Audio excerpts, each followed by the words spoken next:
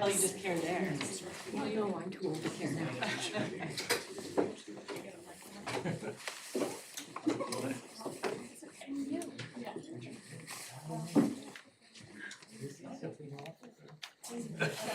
Just in case you weren't aware. Being helpful over here. Yeah, you got it.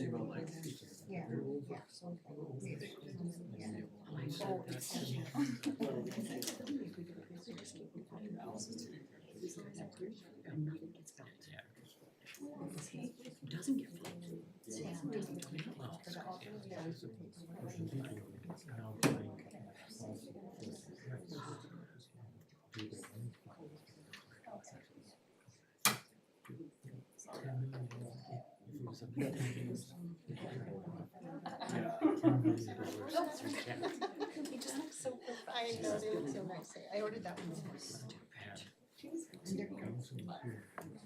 Unsustainable density. This driving prices up. It's just like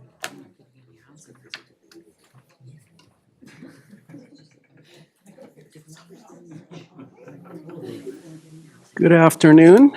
I'd like to call to order this Committee of the Whole meeting of the Town of Gibsons for February 18th, 2025 at 1 p.m.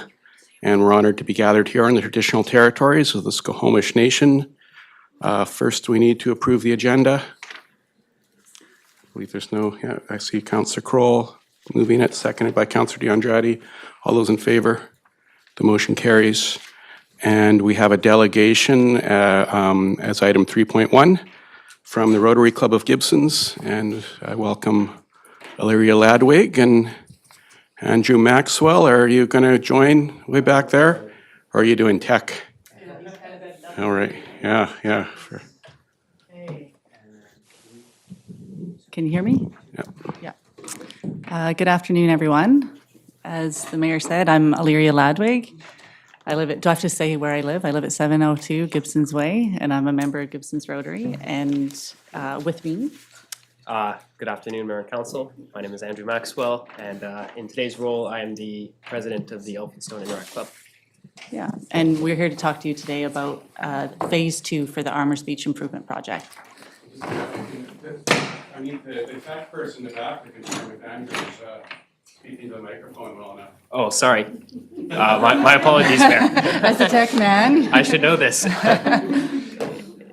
is it good? Are we good, Tracy? Okay. Okay, next slide. I've got my own computer here, but I don't know who's controlling that. Oh, there we go. Okay.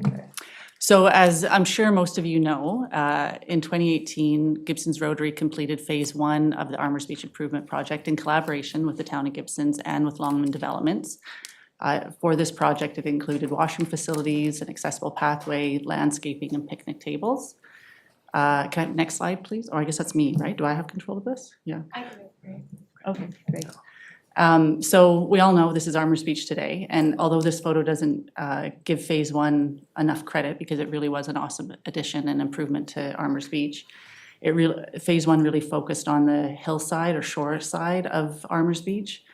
But obviously, as you can see from this photo, the marine side still needs some work. And if any of you have spent any time around Armours Beach, you'll know that in the summer, the 2 docks that we have down there are always packed full of people, primarily teenagers. It's a big spot for teenagers to hang out. So the marine side is definitely needing some improvements as well. So next slide, please. So this is what we're proposing for Phase 2. And although this photo doesn't look very exciting from a picture standpoint, I can assure you that when we went and presented to the Interact Club with a room full of teenage kids, everyone was like, whoa, cool. They all loved it because they all see the value in having additional deck space around the Armours pool area. And this in itself is quite an undertaking just from a cost perspective and project perspective. So we're really excited about trying to take this on as our second phase. Next slide, please. So some additional potential design elements could include, but these are just ideas that we'd be open to talking to council about. Things like a small slide, a diving board, a storage rack for kayaks or paddle boards, as well as the one that I'm personally really interested in, which would be like raking the muddy shoreline area and having some sand imported for a little beach area right along the shoreline. So different design elements that we could incorporate and certainly would be open to talking to council about. Next slide, please. So there's a number of community benefits for a project like this. It would provide sheltered, safe space for mums and tots to swim, healthy, active summertime space for teens, and easy marine access for adults and seniors to swim, launch paddle boards or kayaks, and just essentially access the water. And on a personal level, the second bullet is what's motivated me to get involved in this project. I don't know if any of you have teens in your lives. I know some of you do. Yeah, I do. But if you're seeing what I'm seeing, teens are spending more and more time locked up in their rooms, exactly, on their couches, on their phones. And I actually think this is really concerning to me. And especially in the summer months, like that's when they should be active and out and be doing things. And for some kids that come from a home life where their family has the resources to send them away to summer camps or send them away to extracurricular activities, maybe it's not as much of a problem, but for those that don't, that's where they spend their whole summer now, is just inside on the couch, and it's disturbing from my perspective. So I think building infrastructure that is free and accessible to all income levels and all ages, but particularly benefiting teenagers, is hugely important for our communities from a physical health and a mental health perspective. So that's why I'm here. But anyways, next slide, please. So knowing that Armours Beach is on the edge of an environmentally sensitive area, we reached out to people, experts in the field that build docks and things in the marine environment these days. So we've been advised and are promoting or recommending that we build the floats out of high-density polyethylene pontoons, so there's no styrofoam or microplastics pollution. We want to recognize or highlight that we believe there'll be minimal eelgrass shading due to this single dock perimeter design that's being proposed for Armours Beach and the fact that there's no mooring. Eelgrass shading is a concern more in marinas where you've got multiple docks with multiple fingers and there's boats moored up on all of them. So then you get this large square footage of shaded out area. With a single dock design like this, the sun will pass through, and I really don't believe there'd be any shading, if at all, any. And then we're also proposing what's called eco-mooring lines, so that the chains for the few concrete blocks that would be required, because we've got steel pilings in most of those areas. For the few blocks that would be required, this would suspend the chain, so there'd be very little benthic scouring. Next slide. How am I doing for time? I got 10 minutes. I'm okay? So potential fundraising opportunities, we believe, could include a GoFundMe campaign that would be co-led by Gibsons Rotary and the Elphinstone Interact Club. This is where I think partnering with the Interact kids would be really valuable and they'd excel at, because of course they're always on their phones, so their reach could be quite broad. We'd like to do a larger fundraising campaign like Fund to Float, where we'd approach corporations and small businesses. We've got access to the Rotary International Grant. The Gibsons Rotary has a capital projects fund. We'd of course also participate in fundraising events, both Elphinstone high school kids as well as Gibsons Rotary, and then government grants as well. Next slide, I think that might be it. Oh yeah, so what are we asking for today from you guys? So simply put, all we're asking for is for council to consider supporting the Phase 2 project for Armours Beach, and to consider joining us as a key partner in our efforts to raise awareness about this project throughout the community. That's it. Thanks. Anything to add, And Andrew? Andrew, did you want to add anything from Yeah. your perspective? Obviously, just kind of speaking of this from like a youth perspective, we were very excited when the Rotary Club came to us with this opportunity. As she was mentioning earlier, when we were asking students kind of their ideas about this project, nearly every single person put their hand up saying that they're full support of it. They think it's going to be very beneficial. I personally myself have a lot of friends who hang out at the beach lots, and I think it should be a great opportunity for youth and stuff, and we're just kind of fully behind it and everything. Thank you. I see Councillor Thompson first to ask any questions. Thank you. Everything about it is fantastic. I think it's very exciting, especially the considerations put into the ecological aspects of it too.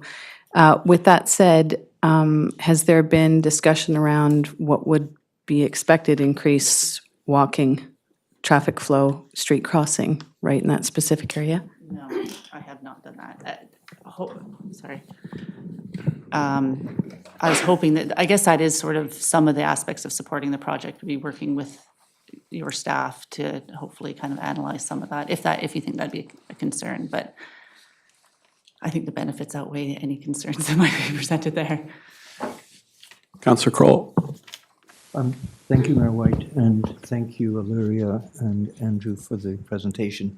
You know, in all the years I've lived in Gibsons, I know how important that beach area is to the community, and it is one of the few areas that is relatively protected during the summer months to afford sort of a safe swimming opportunity. You mentioned anchors. Have you considered, rather than anchors, the screws like are used for mooring vessels, where you don't have a great big concrete block on the ocean floor? There's actually a screw that can be put in your mooring can be attached to it, which is a No, but little more. I'll come to you. You can, maybe you can teach me more Getting too about them. technical. I'm open to it. And you're looking at, with these pontoon floats, you're looking at replacing all the floats with similar material, or would it be a mix and match? It's initially? funny, you're the second person to ask me that. It's just all about funding. I honestly wasn't anticipating that, but I guess it depends how well we do with our fundraising efforts. And the follow-up would be, through you, Mayor White, would be for the Director of Infrastructure, because in the winter, the floats are usually taken in to avoid damage. Do we have capacity for dealing with additional floats and storage and moving them and removing them from the water? Or perhaps if these are installed in a certain way, they won't need to be done. But that was my question too. So go to Director of Infrastructure. Through the mayor, I have the same question. I will have to talk to our Parks Department about that. I think they handle the removal and storage of the floats, and I think that's just something that would need to be considered, if and where there would be room for storage if that's required. Councillor DeAndrade. Thank you. Yeah, thanks for the presentation. Growing up in eternal sunshine, nothing better than outdoors living and swimming. When I saw the first slide with the deck, there has been an increase in deck, like in the size of the pool. Okay, good question. You're observant. Gibson's Rotary, some folks in Gibson's Rotary would like to extend it one dock past the current piling because at low tide, they feel like there's not a lot of swim area. So that's actually where a block would be required. And I actually did have a meeting with Manny before coming to you guys as I was putting this all together, and he felt like it's still within the water lease area and didn't see any reason why we couldn't do that. So that, but again, that's all up for design, yeah. Okay, well, thank you for your presentation. And we will, we don't respond directly to requests, as you know, for when delegations come, but we will look at that in the near future. I'm glad that there's a very clear Our contact information's on the next slide. just in clear case you didn't request have for, it. yeah, great. For council to consider at a future much. meeting, yeah, great, Yeah, thank you. thank you.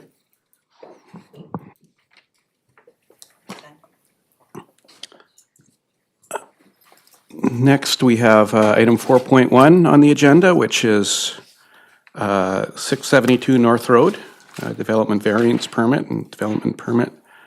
And we're starting with a staff presentation for this.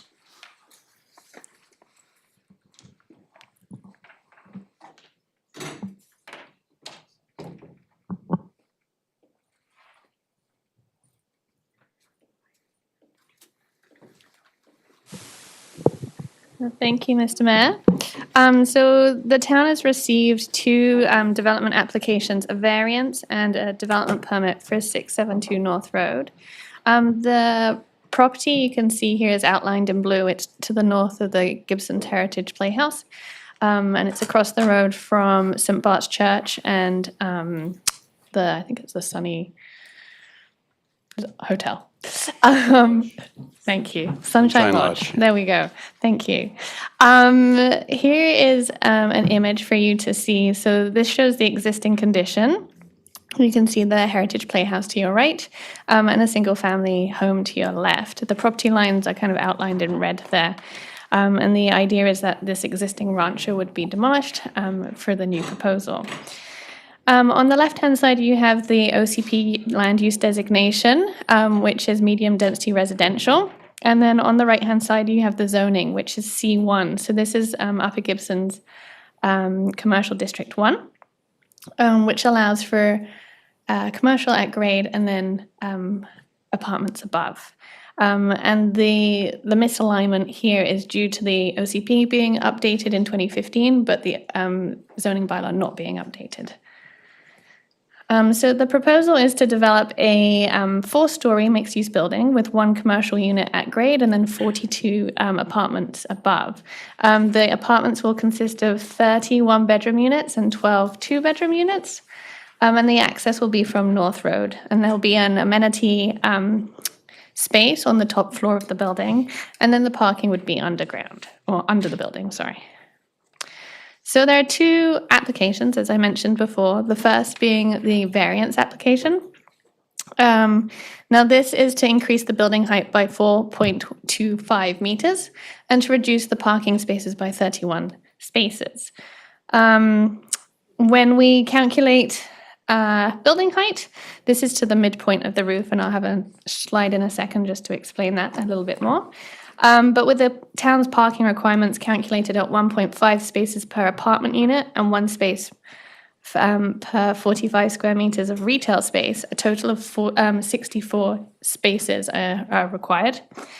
And then 33 are proposed. So this equates to about 0.76 spaces per apartment unit, or essentially if we take 1 space allocated to each unit, 10 units won't have a space, a parking space.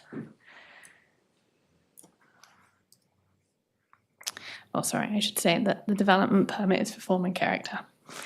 So when we're looking at building height, the height limit is at 12 meters, as you can see on this orange line.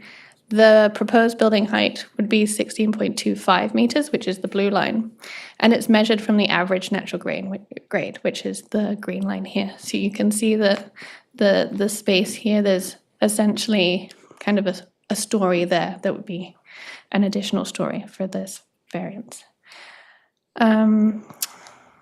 Okay, so the applicants propose a 3-meter right-of-way along the north property line, right here. It should be noted that the infrastructure department comments weren't in your report today, but they had requested to increase this right-of-way to 6 meters.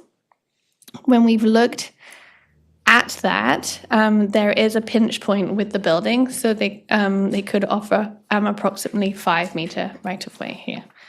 And this would be for access and for a sanitary service. And this is from the active transportation network plan. And as you can see that there's an orange dot. Let me see if I can bring my annotation. Here, you can see right here, the property is just underneath here. So the right-of-way would be to kind of create this connection here. Now, there is an housing agreement enclosed as attachment F. This is a bylaw and would be registered on title, and it would secure 10 one-bedroom units as affordable for over 14 years. It should be noted that the definition of affordable, oh goodness, hang on a second.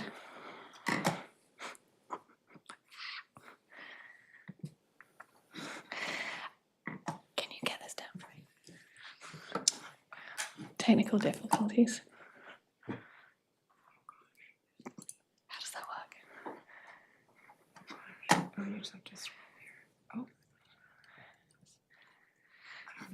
Okay, we'll go with it. So the definition of affordable is different in this agreement to past agreements that council have looked at before.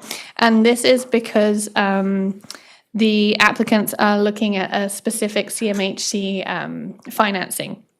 So affordable here in this housing agreement is for 30% of medium total income census from the metropolitan areas, whereas the past ones have looked at housing income limits that are specific to the Sunshine Coast, whereas this is more of a BC-wide assessment. Now, the rental rate estimate, the rental rate estimates are around like $1,500 per month for a 1-bedroom plus den. This is looking at the development permit. So it's just showing you that they're looking at a wood type material cladding. And then with the some solar protections on the windows, which would be different shades of orange. They're looking at some certain kind of glazing and looking for kind of like a Scandinavian type style.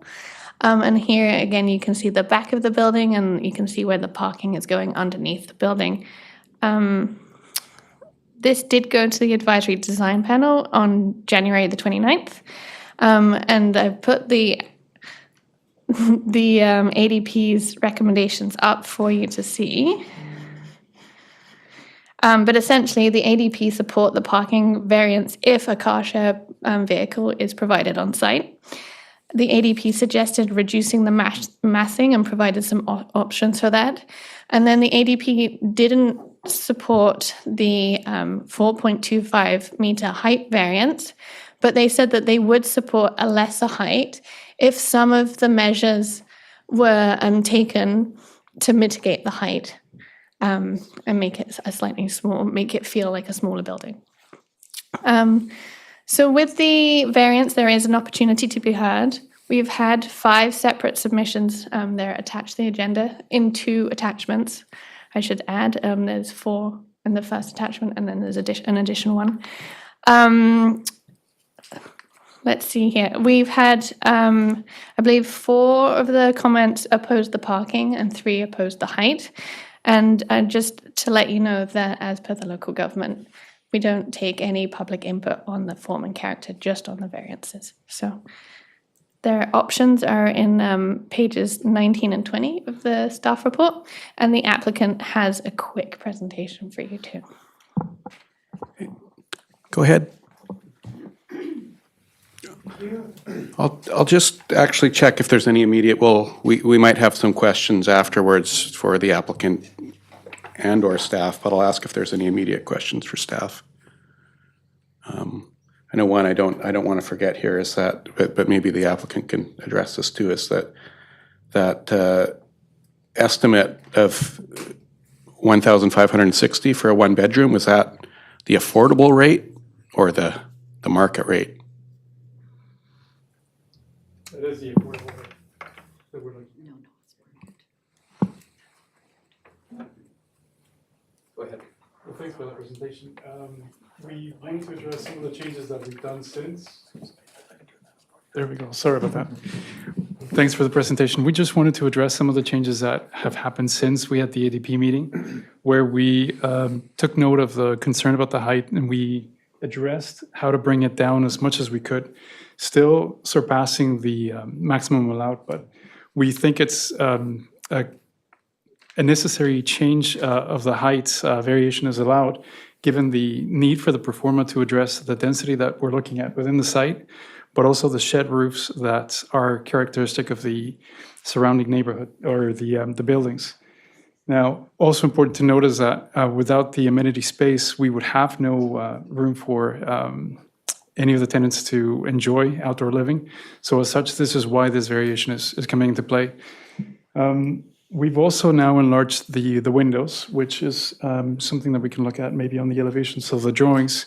And we've added some Juliet balconies, although you're not going to see them on these drawings, but they will be submitted at the building permit stage.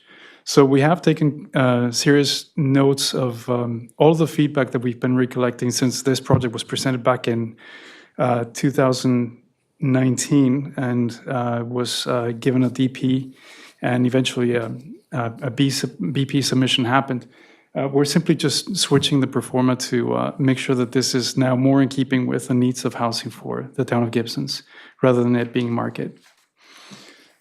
Yeah, I can speak a bit to some of the updates since the DP submission. So everyone's had a chance to review the DP drawings as well as the booklet that we sent to the town of Gibsons that Katie has basically just sort of taken us through. But I want to sort of draw everyone's attention to the little line there that says updates since DP submission. So I just want to read those out. So these are items that we think we've been able to address since then. We've been able to increase the setback on the south, which was a concern, to a 1.8 meters. Which has improved the relationship to the neighbor on the south, but also allowed us to provide those larger Juliet windows without affecting our limiting distance, which has also improved that landscape strip to the south, so it's no longer below the building. It's completely uncovered, so we're able to, we talked to the landscape architect about being able to put in some thin but taller trees in there, so to kind of soften that property line between us and the neighbor. We've improved that roof deck amenity orientation, so it's going to get more natural light in there and also reduce the feeling of the height of the building at the back towards the neighbor. And also are planning on providing a 6-foot high fence to the south and possibly on other property lines as well. And we've improved the parking slopes through use of a retaining wall, which I can show you in the floor plans there, and provided 2 additional parking spaces, which could be visitor spaces or they could be full-time spaces for additional units to have a dedicated parking space. We've also increased the bike parking from a 56 to about 70. The requirement from the zoning was 53. So we're pretty excited to be able to provide more than that. And that we talked to the electrical engineer, we can provide 100% of those to be electrical bike provision. So each stall would possibly have an outlet. And we've increased the glazing with those Juliet windows by about 40%. So I'll try the little remote here and see what we can do. Oh, let's go to the ground floor plan. So I'm not sure if everyone can see those slope numbers there. Those are reading anywhere between about 5 and 7%. Previously in the DP, those are reading about up to about as high as 9%, I think, in some places, which is a less comfortable cross slope. So fortunately, we've been able to affect the grading to be able to improve that from a user comfort perspective. Also, you can see the dashed line of the building above in this view to the south, where the landscape strip is now completely uncovered. And those additional spaces you're seeing in the top left, where you can see loading and then 2 accessible spaces. So those are at the forefront of the building, so they're immediate as you come into the building, they're immediately accessible and have direct access to both the commercial space and the residential space. There is there's the bike rooms, which again is up to about 70 spaces, while also providing a required kind of mechanical and electrical spaces in that same space. And we've also converted the 3 units at the top, so between grid line 4 and 7 there, into accessible units. So those, we've removed the dens from those units, so those are fully wheelchair accessible. And those would be all 3 of those units across all 3 floors, so 9 units, which I think is about 20% of the units, which would, it means that those units are spread out with the other ones and not have one accessible floor and then everybody else on other floors. So it's nice that they're integrated. And then the amenity space there, you can see that the amenity space is on the north end, and then all of that open deck is to the south. So that will have lots of light availability and more open to the view of the ocean. So that's nicer for the users of the building, and also decreases that building height at that southeast corner. And I'll just quickly go to the elevations to show those window changes. So you can see we've now got 3 window types. The sort of standard 800 by 1500 is by the kitchens, the more vertical looking one. The double window, which is in most living rooms, and then each unit will have the Juliet window, the tall double window there, so down the sides. And we're starting to track where that ventilation would occur and look at incorporating that into the window design. But that glazing has basically gone up by about 40% for each unit. I think that's about it. Thank you very much. one thing to add, which is obvious for us, but important to highlight, is that the amenity space is also fully accessible and that the entire building is rental in its commitment. We want to make sure that that's underlined. Part of it will be affordable rental. All of it is going to be rental. Any questions? Council at this stage, Councillor Kroll. Thank you, Mayor White, and through you, Mayor White. I'm just wondering if you had considered stepping the roof so the amenity space on the upper floor would have the common areas that are covered by a roof and the open roof area, but it would give the illusion from the street and the side that the building is sort of stepped back. I'm just wondering if you have considered that, because the biggest objection that I've received so far is this intense height, and it would also impact significantly on the shading to the adjacent properties. One thing to note on the relevance of daylight and the shading to the north property is that the building has shifted itself to be as close as possible to the southern property line, so that it only shades its own property when the summer months are expected to provide daylight to the site in general. So that's why the building is very comfortable allowing for that right-of-way to occur, but also just shading onto itself. In the fall and the winter months, it is expected that that may be compromised, but only for a short period of time. The stepping back we did try, but that pushes us to force a flat roof condition with potential parapets regardless, just for the protection of window cleaning and servicing in general. Therefore, we think that it's perhaps a reasonable ask to suggest and to seek council's approval for the shed roof condition, which we know that it may be slightly high today, but knowing that there are other developments that are coming just behind, which are actually exceeding the height by another level or two, then we would expect that this building in 10 years' time would just follow suit, and that would be the density that would be expected on this, let's not forget, highway. Therefore, it's something that we did look at, but we have found that massing of a building that is compromised and shaped at the front, only to emerge taller at the back, also jeopardizes the condition to the east, which we're trying to step back with the amenity space. And this is why we've located it at the east, also because of the views, but also because it creates a more neighborly approach to the conditions that we're finding on the east condition.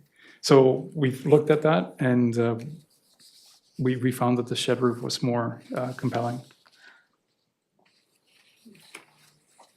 Yeah, okay. Councillor DeAndretti. Thank you. Just first a clarification, is it 1.8 meters from the property, from the south setback, or 0.8, 1.8? 1.8. Okay, so is it possible to put the shadow, yes, the picture that, I just want to better understand with the shadow impacts. Oh, sorry, they're not in this set of drawing. It is 2 meters for most of the building, and then there's a few moments where the apartments come out by 0.2 meters. So at the narrowest, it's 1.8.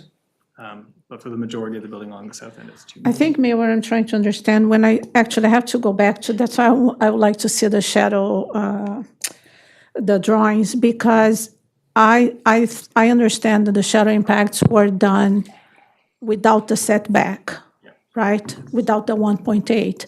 So if you move 1.8, which is, it's very appreciative because we won't have such impact on the heritage. But I believe the shadow will be even more prominent on the neighborhood. So that's my concern. I particularly would like to see the roofs like change. I understand in terms of design, that is a nice design. I saw the rationale. But I am concerned with the impact because it's still a residential area behind. And, the original is 12 meters and is already beyond 12 meters. Councillor DeAndrade, do you have any questions? We will get into the discussion of our concerns later, but I just want to make sure we're not doubling up on what we're trying to do here today, because we've got a few. We need to hear from the public too. No, right now I'm good, thank you. Councillor Thompson, questions? Yes, I'm not sure if through you. I'm having a hard time understanding the affordable rent calculation and how that works contrary to what we've done in the past. And also just trying to figure out where that number comes from, because we actually have a reference going back to 2023 of a one-bedroom market rent stat being 1,523.82. So I'm just trying to figure out how those numbers calculate and why it is determined that we would go through that housing calculation versus what would be more in line with the community stat rents. And maybe we'll go to staff first on that. Like, I think some clarification might be needed here. Is this a housing agreement being offered to us, or is this a housing agreement that we've kind of has met our normal So this criteria? through you, Mr. Mayor. This is a housing agreement. We've sent the template to the applicants, and they have asked for a change, an update to the definition, and it's due to the CMHC financing. There's a specific financing that they're trying to get, and it has different definitions of affordability for that financing program versus the town's template, which looks at housing income limits. And I believe in our staff report, the housing income limit, or when they're looking at a one-bedroom affordable unit, you're looking around like $1,000 a month. It is in there. I'll have a look for you in a second. But I can also get Fernando to explain from the applicant's point of view the specific financing piece too. Sure. Well, basically, for this specific project, we're applying for rental construction financing, which is a program which is offered directly by CMHC, so you don't go through a third-party lender. So in this case, CMHC establishes the rental rates based on the median income for the area and their market studies, their rental market studies. Why? Because they, as a financing institution, they want to make sure we can pay their loan back, right? So they try to make that affordability to what they consider affordable on their end.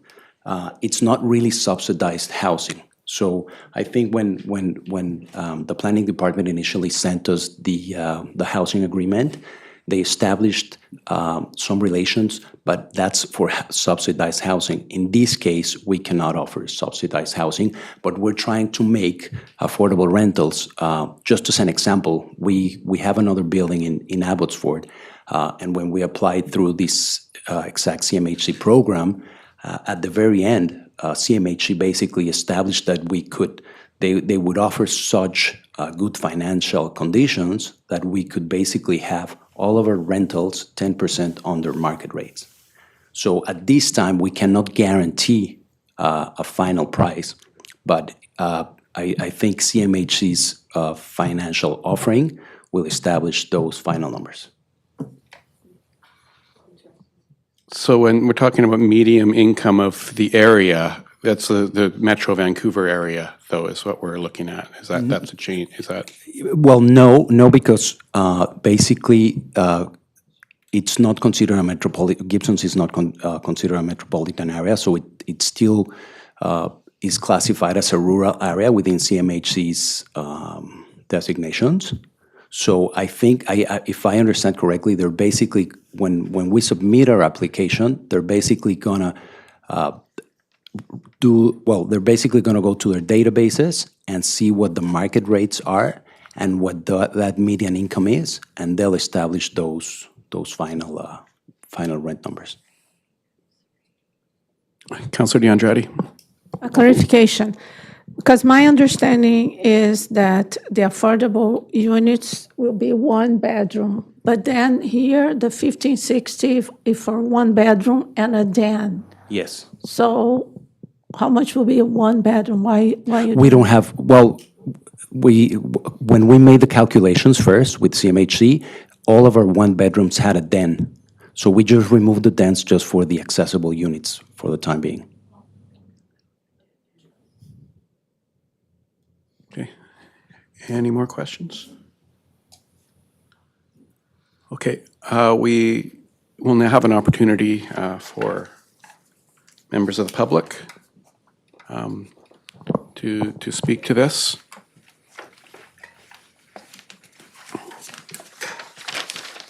It's not, but there isn't, oh, sorry, I'm just getting organized here. So there's an opportunity to be heard. And yeah, we don't have strict criteria for this, but we'll offer 3 minutes as kind of what we typically do and per person. And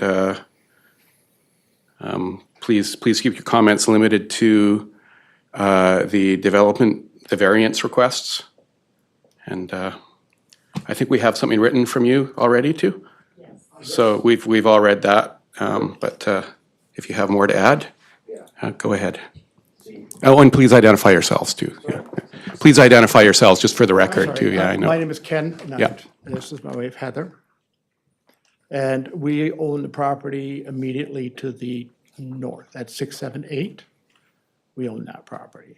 And as I think with most people who buy property, you're buying it based on the zoning that is in place. Satisfied with the zoning, so you buy there, it's the neighborhood, it's all been decided and you feel comfortable to buy there. What we're faced with now with this here is it really doesn't fit with the zoning at all.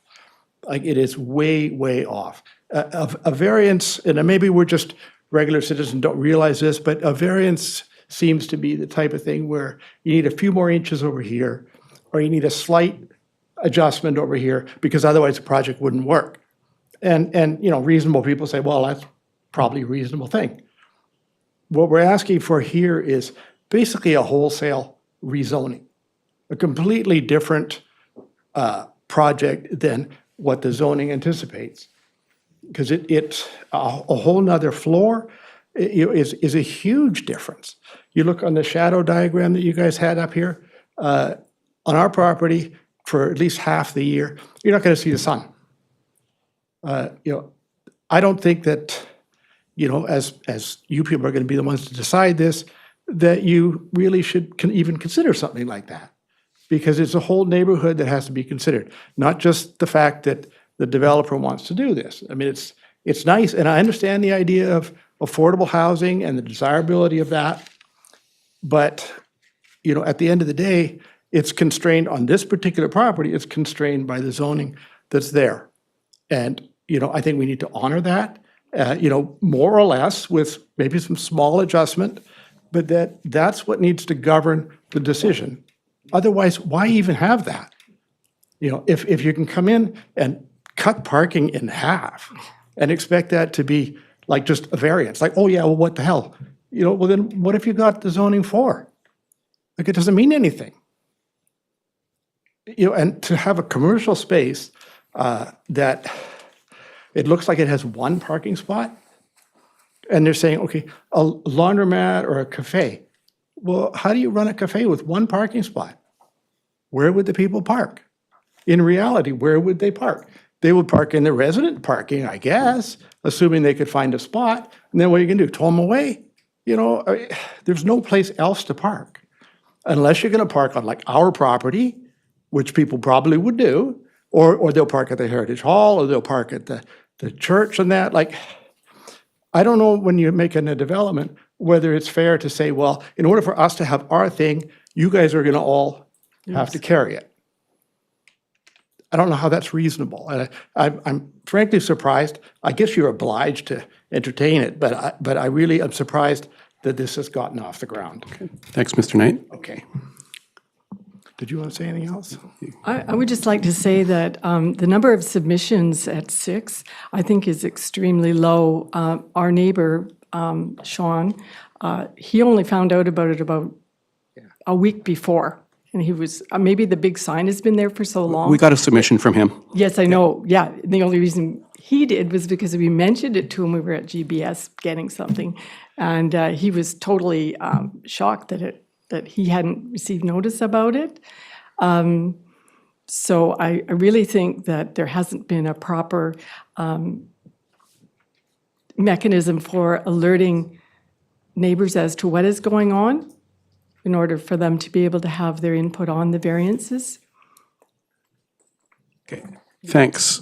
Yeah, I think something, probably a notice would have been delivered to his door, considering his proximity, but Well, I think maybe he some people said just he hadn't seen automatically throw anything. things out. Yeah. He hadn't seen it, But and nobody else. fortunately, he got something in, so Yeah, we've got nobody his- else in the building yeah, either had, so I'm not sure about that, or the motel across the street, but, yeah. We do our best at getting the notices directly to people's Yeah. doors. You know, that Yeah, and I would just looking like up phone to, numbers isn't reliable these days, or having people's emails, so that's how we do it. and I would just like to underscore my husband's comment about particularly about the parking. It's really, where are the cars gonna go? Poof. People use cars, especially apparently wheelchair accessible units. They're gonna need a vehicle.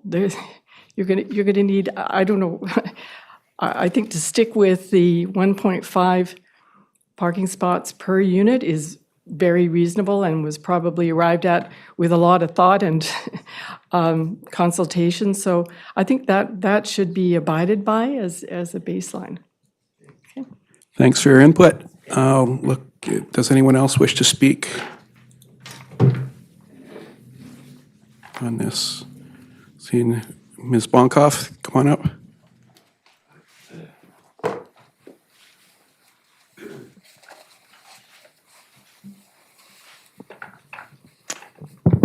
Hello, everybody. And we know you, but please identify yourself for the My record. name is Judith Bonkoff. I live at 628 Glen Road in Gibsons. I pay taxes in Gibsons, and I appreciate the opportunity to be able to weigh in on this development. I so rarely get a chance. I did not write a submission on this one. Now, I need a little bit of help here. I'm only allowed to speak to what today? Or the variance request. So that's the height variance and the parking variance. So all I can speak to is height. Okay, That's what our decision's on, so that's, I mean, okay.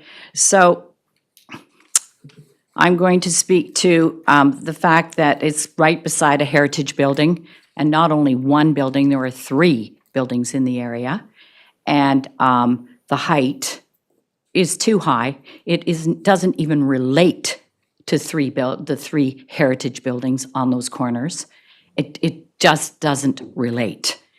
It's modern, it's cubicle, it's small windows, it doesn't have any charm at all. So if that's speaking to the height, it's too high. As far as the other situation then would be that it just doesn't work as far as I'm concerned. There's not enough windows.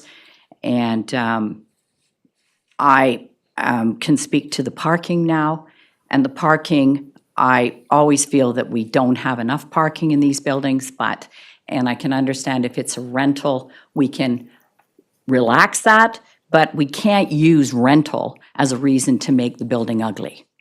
I mean, because the parking, if we cut down on parking because it's a rental, then why would we make the building ugly too?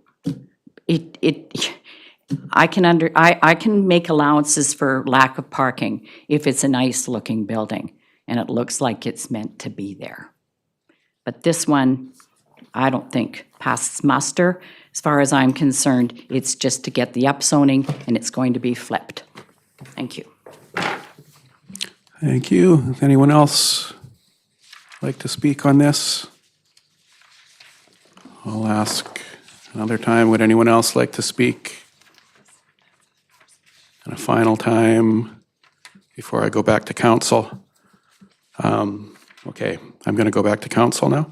I just want to check to see if anyone has any further questions just based on some of the concerns you've heard or questions for the applicant or staff. Councillor DeAndrade. Thank you. Yeah, I think the comment about one parking spot for commercial space, now I got concerned myself because where there's a laundromat or a coffee shop, it feels that you need more. So if, I don't know, staff can elaborate on that or the developer, is it something feasible? Yeah, can we, I guess maybe confirm that there's, I mean, I don't think staff will be able to confirm like the business plan, but can we confirm that there's one parking space for the commercials? Through you, Mr. Mayor, there is one space for the commercial right now, and that's because our parking requirements are based on floor space of a retail unit. So it's one space for 45 square meters of retail space, and their retail space right now measures to be 45 square meters. So it currently meets meets the requirement. Okay, so that does, where are we expecting, if it were a cafe, people to park somewhere else, or is everybody gonna need to be a pedestrian or a cyclist to come to the cafe? Is there an expectation from the developer could address? Thanks. I'll speak to it as the architect, not really the developer. We're assuming that this could be a bicycle shop. We have the traffic of 70 bikes within this building that would warrant perhaps a business case for somebody to be interested in such a space to be used that way. The infrastructure, as we're committed to provide, with the right-of-way in place, which is pushing the parking lower, otherwise we'd happily provide more spaces. And also relevant to note that the site, having no FSR, could also withstand 3 levels of underground parking and perhaps over 70 units, which we're not pushing for. We think that it's balanced within a line of this being a very light commercial use, where we expect the Ministry of Transportation to be the first agency to be highly concerned with any traffic if this commercial spot was to be demanding more than 3 vehicles per hour in its use. So it could be that we could have an artist having a residence down there, or it could be perhaps a laundromat that services the building in itself and maybe the adjacencies. We simply don't know. We can only build the commercial space because we're required to by zoning. Originally, we even anticipated to remove it. However, the zoning timelines would have made it very difficult to do so. The accessibility requirements also kicking into gear in March make it very difficult for the building to remain affordable for rental. And to make a case for it, this is why we, as a group, decided to commit to the commercial space, have the minimum requirements for it to exist still without the rezoning process that would have delayed the project by about 6 months, and then enlarge the project by about 15 to 20% of its floor plate so that every unit could be accessible. Therefore, this is why where we're at, but there is no concise plan to the commercial space. We just expect it to be quite light in its vehicle traffic, I say. Thanks. I've got a couple other questions. I think, are these questions for the developer or? Okay, a comment, question for the developer? Okay. I just wanted to comment on, I guess it is a comment, but I guess an additional question on the parking and the expectation for cyclists.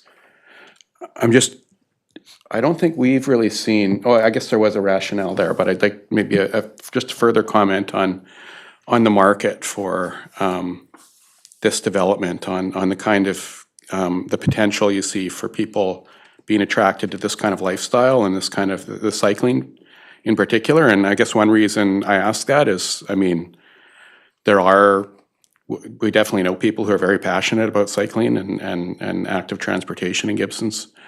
We're trying to pursue planning and infrastructure in that area. However, I'd say it's not like a massive craze in Gibsons at this point. There's not a huge culture here when it comes to cycling. So how do we'd like to go there, but I mean, I think a lot of communities would know we need to go there for both traffic reasons and sustainability reasons. But why does Gibsons seem to be an appealing location to you for a development like this? It's so focused on Without cycling. boring you with the history of my ties to Gibsons, my wife and I have half of the house that used to be my mother-in-law's on Martin Road. We got married out here, and we've seen the town of Gibsons grow for the last 20 years, slowly but surely. And I think that the interesting thing about Gibsons is that we find it to be a very progressive location within BC. And yet it's moving slowly towards change. And you're absolutely right in pinpointing that the infrastructure for bicycles, we like to think that if you build it, they will come. Once people find that there is an elevator where you can comfortably and securely store your bike, where there's no hardship really to substitute a vehicle for an electric bike, and this being something that is a feature to the building rather than having ATVs and stuff that could just be forgotten about in some garage, then we'd rather just say this is what you've got in this building. It comes with a building.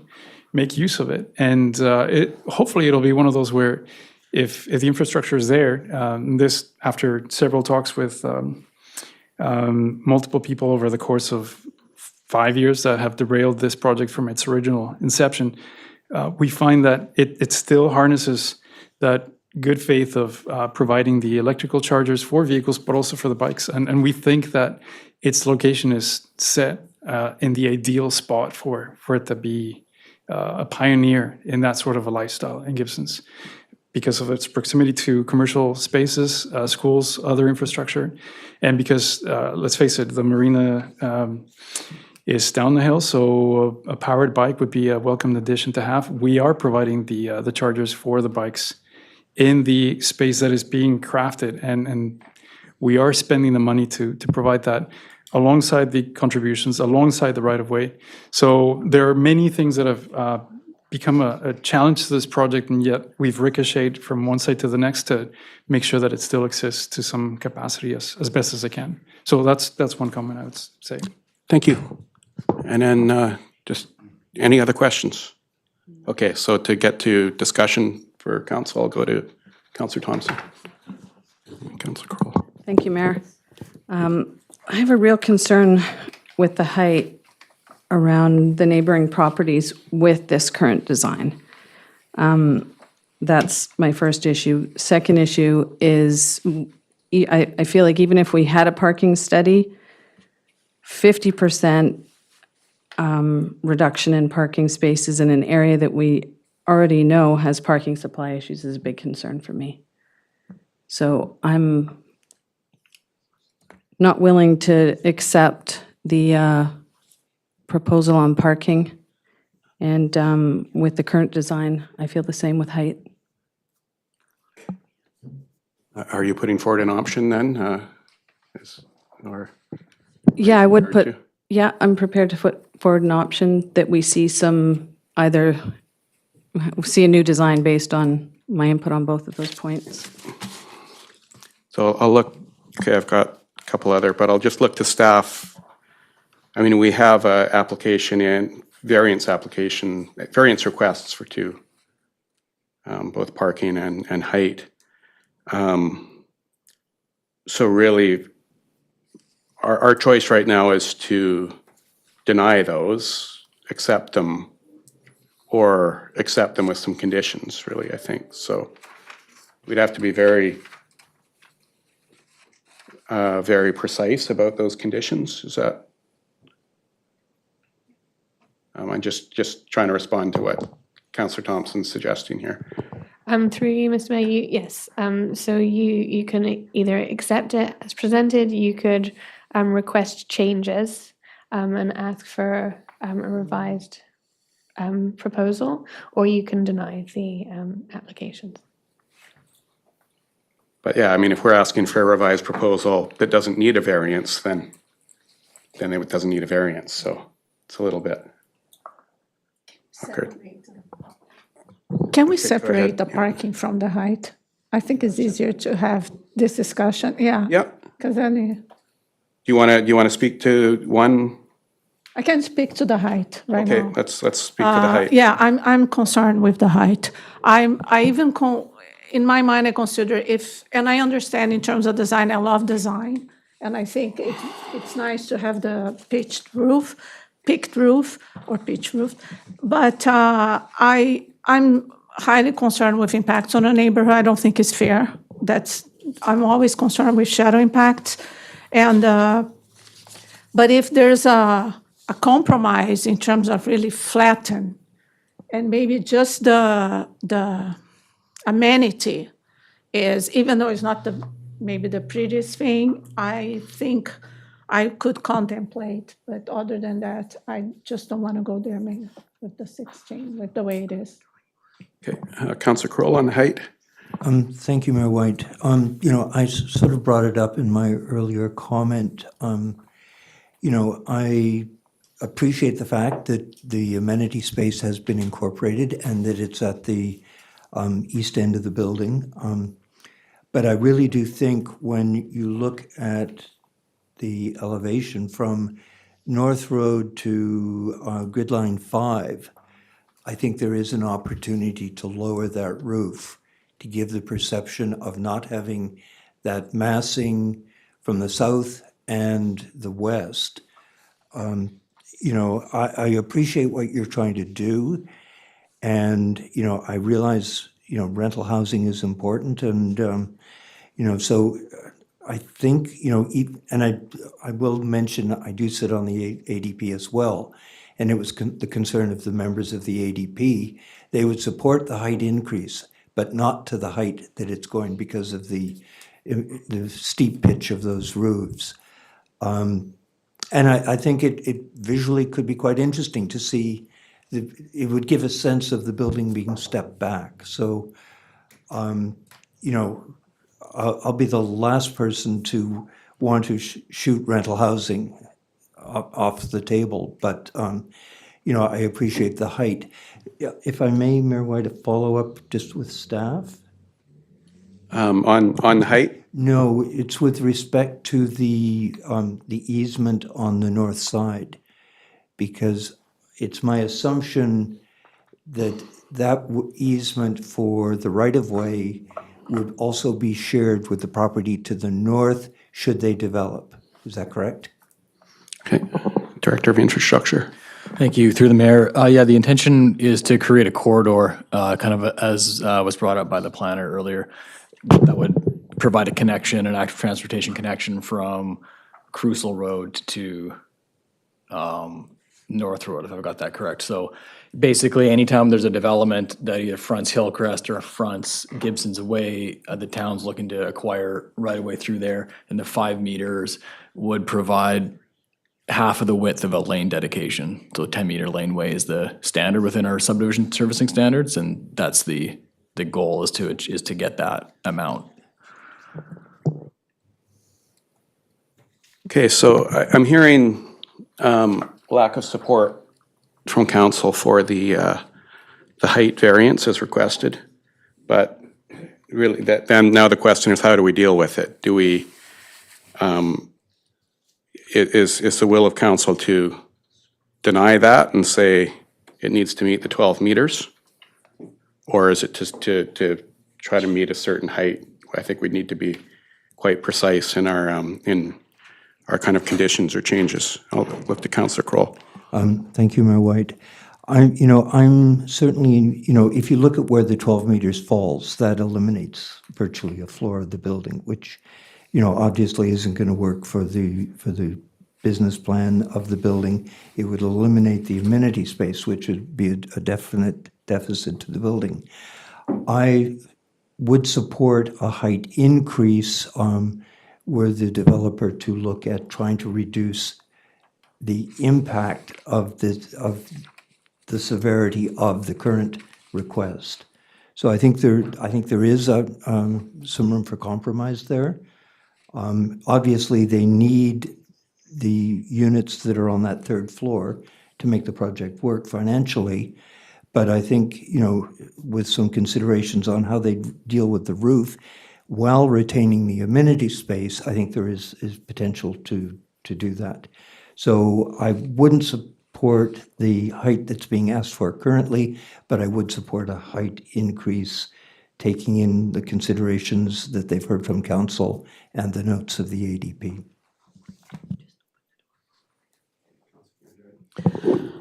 I would like to see, hopefully it's possible that based on the drawings that the town had with the line, what is 12 meters, and if we could at least have an idea, so where could we go, and then the developer is not changing the plans, and then we're not satisfied. Is it possible? Perhaps.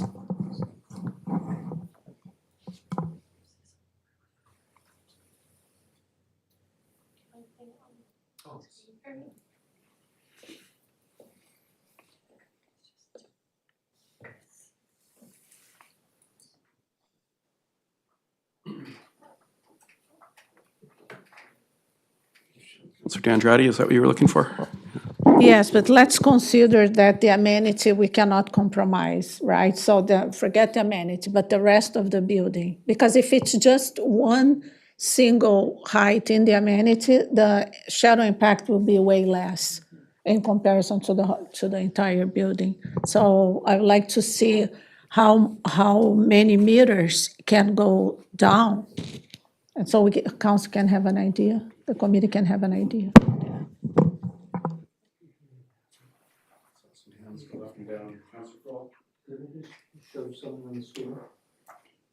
Sure.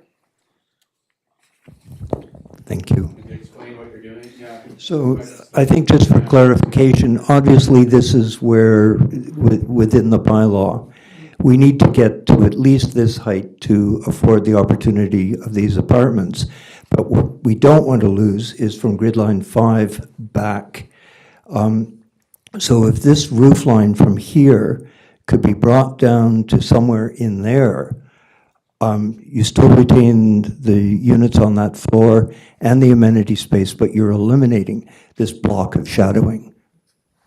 And certainly on the North Road side, you're eliminating that massing in the sense of height, which I think a lot of people are objecting to. Can I ask a question? We've had public input already, so we've. I need a clarification about the part above the blue line. Is that part of the building, or what is that? I'll just go to staff to. Through you, Mr. Mayor. So the blue line is showing the midpoint of the roof. So yes. So building height. When we're looking at building height, the zoning bylaw talks about a roof slope being more than a 3 and 12 pitch is measured to the midpoint, which is the mean of the average eave to the top of the peaked roof. So that's the average of the eave and the peak elevation.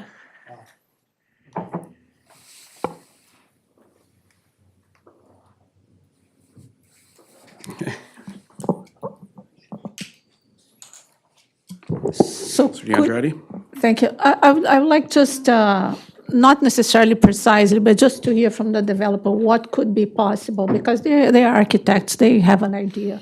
And we could have at least some numbers that you- help us decide. If you can respond on the spot here. We are putting you on the spot. Yeah. So we did study what Councillor Kroll was talking about, reducing the building height to grid line 5, basically, so that we're not creating excess height where we don't need it, and we are putting it where it gives us valuable amenity space.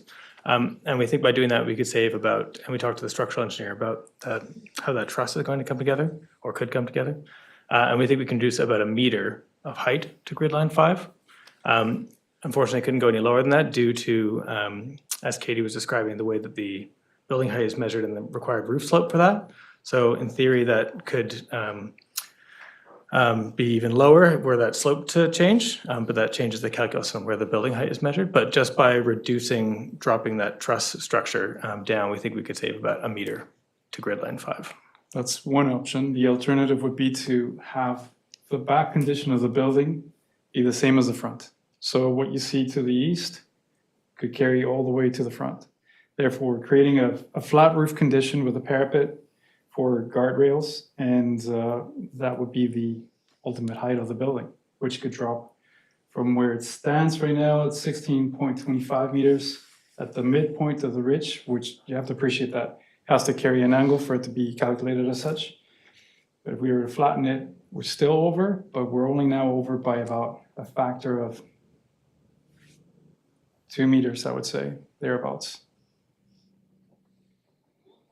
That would be a flat roof But condition. with a flat roof condition. Both options quite open. We would just require your input and we'd submit the building permit with that. Okay. And I think I'm hearing from council, certainly focus on the amenity space as being really crucial here. I'm not sure where council stands on, I mean, because it connects to the parking too, is the number of units. Is that something that could be at play here too, is reducing the height and the number of units? And I don't know if that would work for the developer at all. I'm sure that's not something that It removes the affordability factor. Right. Completely. It goes back to market. It's a change of a pro forma completely. So, and it's important to highlight that in Metro Vancouver, one can have now, and I appreciate that we're not there, this is why we moved to the coast. We got 0 parking requirements for high rises now. We do think that society is going to a car-less condition. So it's important not to make any decisions today based on what will happen tomorrow, we think. And we've been working with the planning department for a while and at multiple municipalities to address concerns that have to do with abandoned parking lots that end up being underutilized now because affordability of vehicles is also dropping. Therefore, it'd be a shame to have to build more parking when in the future it might not be used. Councillor Kroll. I would like to say something about parking, but first I'd like to, I think the developer is aware of the fact, our concern about height, and I would like to make a motion that we don't approve the current requested height, but we would approve a reasonable compromise. How about a motion that we request the developer to make changes to the height variance application that addresses concerns of council and the ADP? I think that's what you were getting at before. Because we can just make that motion and not do the would or should kind of stuff. Okay. I think they've heard enough from us. I think that's where you were going before. Yeah. Exactly. Okay. There's a seconder there. Any discussion on this motion? All those in favor? And I'll just ask, is there some are there any questions while you're here? What those concerns are from council? I mean, there were some ADP. Just I want to give councillors a. Well, I think they're clear. I'd be just curious about the format in which we can establish some dialogue to establish a comfort level that sounds will need to be met so that we can address the height prior to the building permit submission.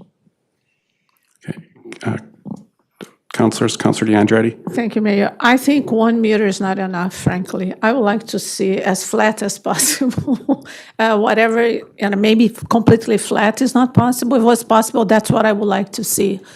It might not be the most beautiful, but I'm just concerned with the neighborhood.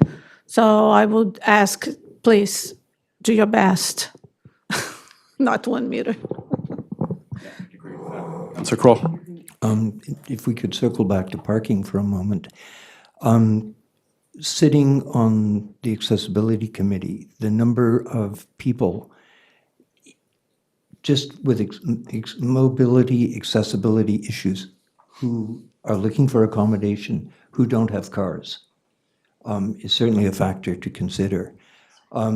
We've had the housing needs study for the town of Gibsons, which indicates we've got something like 1,000 homes that are occupied by seniors looking for places to downsize. I personally know half a dozen seniors living in 2,500 square foot houses who no longer drive. They're dependent on family to chauffeur them about, or dependent on Handy-Dart or cabs. So, when you look at our parking bylaw of 1.5 per unit, the variance they're really asking for is 10 units without parking. And because of the number of accessible units they have and the fact of the number of seniors in this community who are looking to be able to rent and downsize, I think there's huge potential for the success of this project.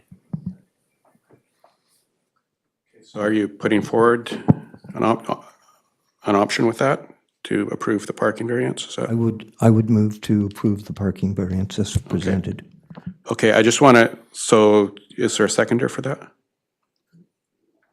I can second. Okay, we'll discuss it further. I do want to highlight too that I think we are making an effort to make sure we duly consider all proposals from all recommendations from the ADP. And I believe the ADP's condition was that the car share be provided, right? So I just want to make sure we're all realizing that and we're considering that that recommendation and going ahead with it or not. I'll go to Councilor DeAndretti. I saw a second, and I'll go to Councilor Thompson before going back to you, Councilor Kroll. Thank you. I'm not too concerned with one parking per building. I understand there are 42 units, and 32 will have parking. So there will be 10. My question for the car share, so the question is it a good ratio? I'm assuming it is, but I just want to confirm. Is it one car for 10 people enough to meet the demand?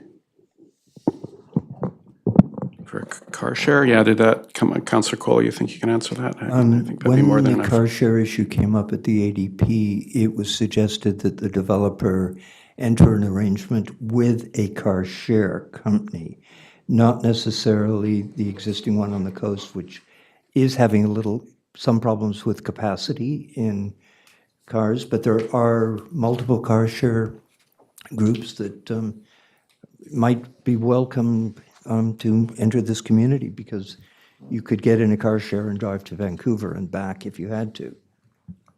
I just want to go straight to the developer and ask if that's been explored at all. We have explored it, and taking a page from, again, Metro Vancouver area, which we understand does not apply out here. One car share is equivalent to 9 spots out there, where in the coast, unfortunately, it's only equivalent to 3. In Vancouver, or again, Metro area, one can provide more parking stalls in lieu of vehicles. That's not the case out here, yet we're providing 70 bike stalls. Electric chargers are also compensation for the lack of parking. We're providing, can't remember if it's 14. Again, future-proofing this building as best as we can. We're getting 0 relaxation for that. So all of this to add to say that as a member of the community, we're making sure that, because we cannot physically provide the parking that's expected, we're looking at everything. Part of that has been the car co-op, and that is very much within the intention of the business pro forma that is this project. I'd also just like to point out that in the updates that we shared, we were able to move some things around to provide 2 extra spaces. So actually the number of units that wouldn't have a space would be 8 and not 10. Councillor Thompson next. Yeah, thank you. I just want to make sure that I'm with the changes that we're talking about, what's in the report and your recent input on 1 car share equivalent to 3 spots. I'm not following the whole parking plan layout of how that then equates to where we would land or where you're proposing to land with. We'd still follow the deficit. To clarify, we're not expecting this to compensate for the remainder of the stalls that would be missing, but we're simply making a point of saying we are front-loading all of this infrastructure to, despite the bylaws at the moment not carrying that level of compensation, we're still arming the project with such. So yes, we are talking to the car share, but we also understand that that will not bring the relief to the bylaw, but it could to the users. And so it's relevant to also note that we're dealing with, unfortunately, perhaps bylaws that are not reflective of what we're seeing in the overall Metro Vancouver area. But we're looking into it nonetheless because we want the project to be successful. One more thing to add to this is that we are wiping 1 parking stall from one of the tenants as the car co-op would bring a vehicle for shared use. So that's something that we are navigating as well with the planning department. Thank you. Thank you. Just a final, just for me to understand. So initially, there were going to be 31 parking spots and 10 vehicles without parking. And then, right? No, and 11. 42 minus 31, 11. No, sorry, I believe we had previously in the development permit application, we had 32 residential spaces and 1 commercial space. So that would be 10 units without parking. Okay, but then the car share would take 1 unit. So Correct. it's actually 11. The conversation right now oscillates in where this vehicle could be located. We've asked whether the Playhouse could tolerate the use of a parking stall to be designated for this car co-op, because we'd still have 1 more parking stall and yet provide the relief of a car co-op. Not saying that that's on the table, but we've looked at adjacencies, and so that's part of something that we're still negotiating. So we're open to suggestions, but if we have to wipe 1 of the stalls, we appreciate that that's to the deficit of the building again, but perhaps to its integrity. So, Director of Infrastructure. Thank you. Through the mayor, just one thought is the stat right away that the infrastructure department has called out for that future AT corridor is very much a forward thinking at this point in time. Without having the connection through that property through the adjoining properties, there could be an opportunity for there to be parking kind of in the short term until such time where the town is actually able to establish a corridor through that route, maybe 15 years, 20 years down the road. So there may be an opportunity to provide some kind of short-term parking until there is actually an opportunity to build that corridor, at which point in time, that would, one might assume that there would be kind of some of that shift in demographic and use as well that might be more inclined to use the AT, and sacrificing the parking would be less of an issue. So without seeing the layout of the parking stall, just wanted to put that on the table. That's something that could be worked into the stat right away, where it'll provide some allowance for parking up until a time where the town needs it. one more thing to add is that because the nature of the building being a rental, the stalls are considered to be an add-on to the units. Therefore, the cost of parking would not be offloaded automatically to the units. The discount would be provided to those units that are not inclusive of a parking stall, therefore making them more affordable. So it's not a market condition that we're looking at here. Therefore, this is a consideration that we put forward as also something that would relieve somebody from seeking affordable housing with add-on benefits.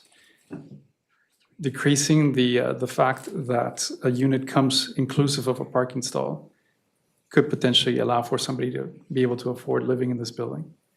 So, if that makes sense.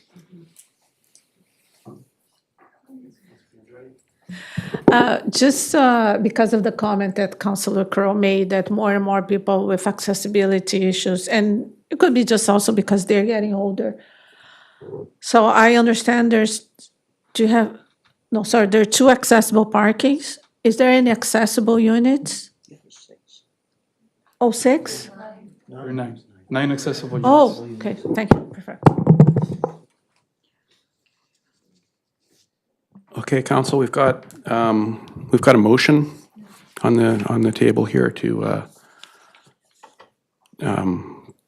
accept the variance for parking. That's been moved and seconded. Okay, we ready to vote on that? All those in favor? All those opposed? Okay, that motion passes.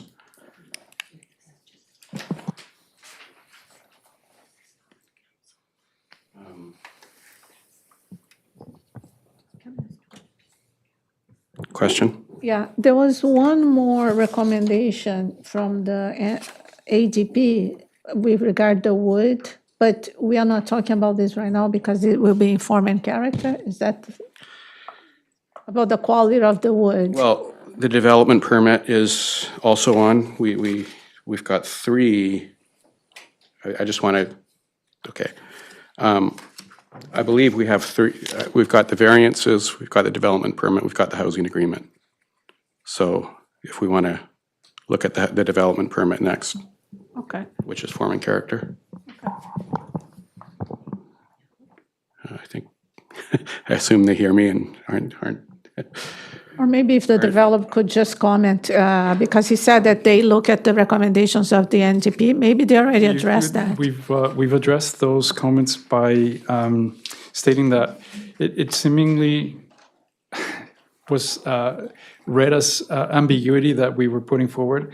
What we're stating is that the building, since its inception in 2019, has aimed to have the wood appearance that we would like to have. The building code at the moment does not allow for wood, as it's a combustible material, to be used in exterior cladding. However, technology has since caught up, and we are looking at wood products that could be treated with chemical fire retardants that would allow for the cladding to be the wood that we're hoping for as a look and as an aesthetic that would be more in keeping with the coast, we hope. And yet there are other products that have also come to the table that are aluminum with wood print that look exactly the same, perform the same, perhaps if not better. The only unfortunate thing is that they're not real. So we're looking at both. We don't want this to look like the sighting on, I'll say respectfully, of a new Canadian Tire that could be looking at using those materials, but in fact as natural as possible so that the building ages and weathers with its location, and in 20 years' time, perhaps if cedar was used, it silvers, and it creates that patina that we would expect to have in the building without creating maintenance issues, because again, the more maintenance, the more unaffordable this building becomes. But it's intending to be as natural looking as possible. We're oscillating between the 2 cladding options still, but it's going to look like wood at the end of the day. Okay, other questions regarding form and character? And I just want to, sometimes I have to remind myself of this, so I want to remind everyone we are in committee, so we're making recommendations that will go to council. These aren't the final votes on these things. So we're not we're not doing the first, second, and third readings, for example, of the housing agreement. Yeah. Councillor Thompson. Yeah, thank you. My question pertains to the changes that you've made to the windows in this design. When we were looking at it in the drawings, were they mostly on the heritage side, not on the street fronting side? Did those street fronting side windows change? It wasn't clear to me. Yes, they're on, every unit has at least one of those Juliet balcony windows. So it is on all all aspects of the building on all sides. At the front, because those are corner units, I believe some of them are located on one corner versus the other. But every unit has one, and they are on all faces of the building. Okay, do we want to look at either a recommendation that the readings of the housing agreement be recommended to council? And further, that the approval of the development permit go ahead to council. Is that, I'll look at staff to, just for some direction here. Thank you, Mayor.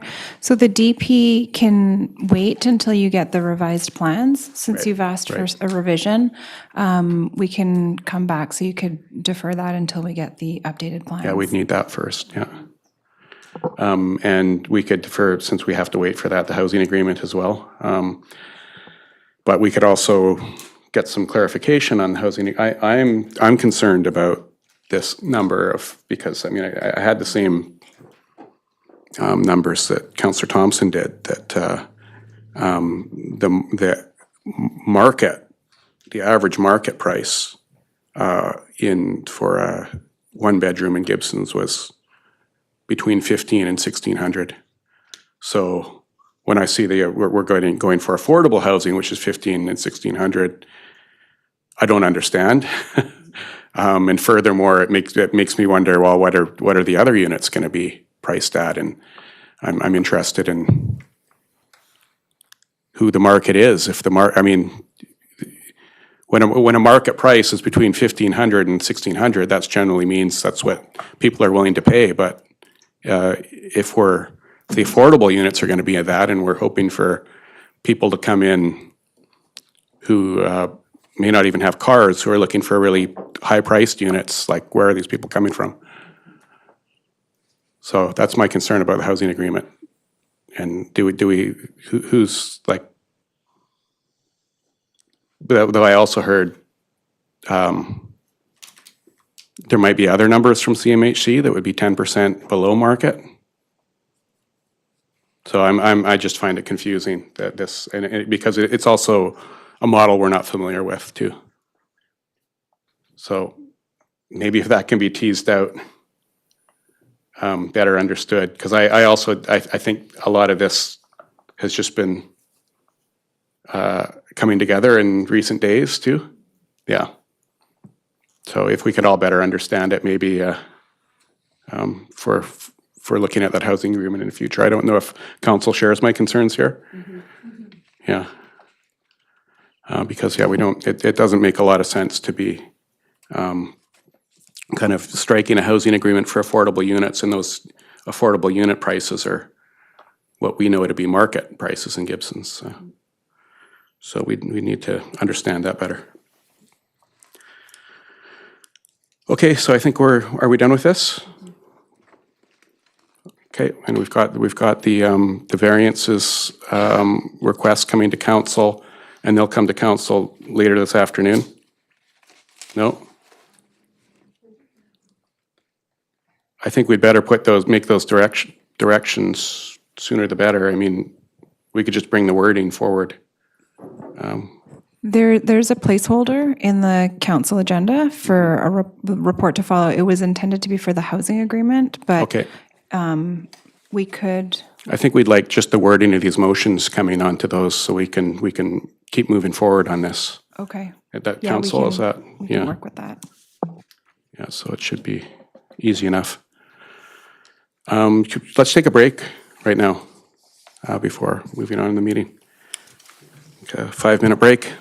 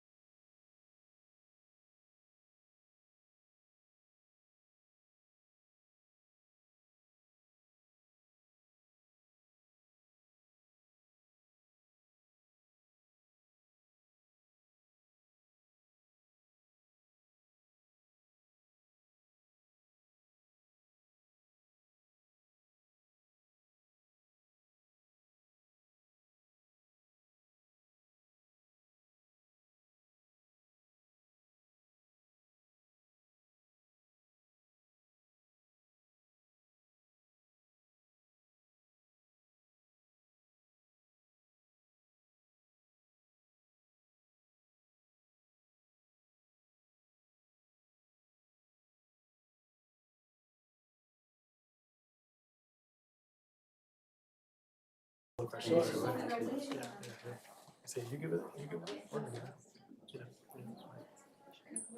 That's right.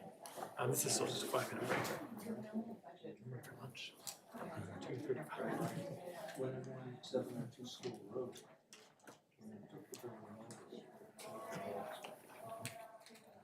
Find your minting.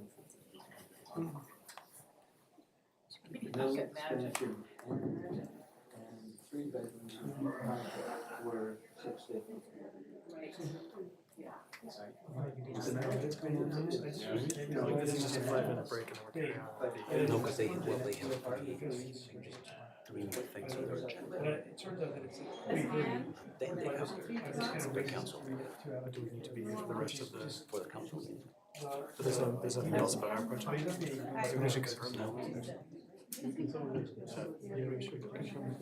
Well, we're gonna.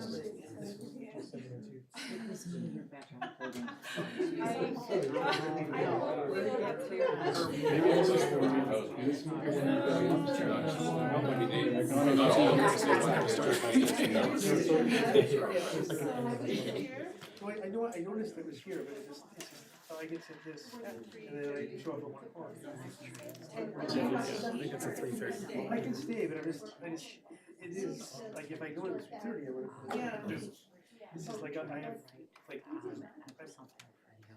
I have other things to do, but.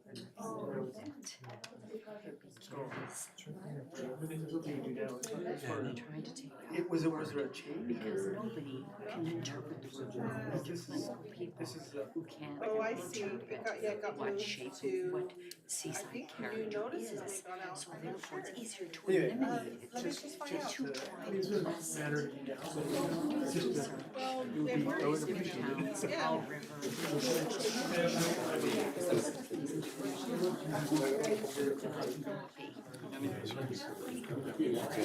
Oh, Raphael, I mean.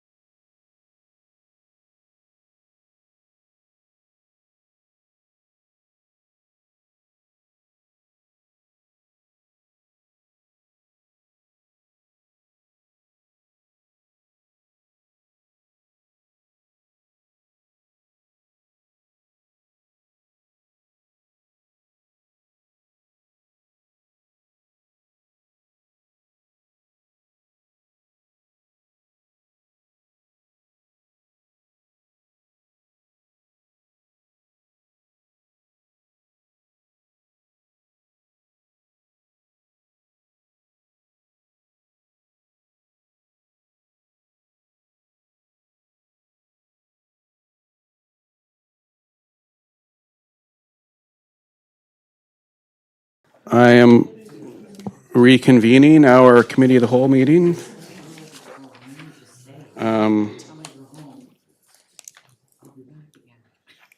And that was council. Yeah, I'm just trying to understand this.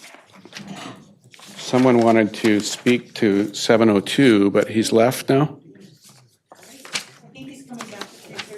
Okay, yeah. I've got too many. So now we're at the draft urban forest plan, which is item 4.2 on the agenda. And our natural asset technician is here, who's been doing a lot of work on this project. And I will see if, oh, no, not ready with a mic. So there's no presentation. It's there before us. There's a recommendation.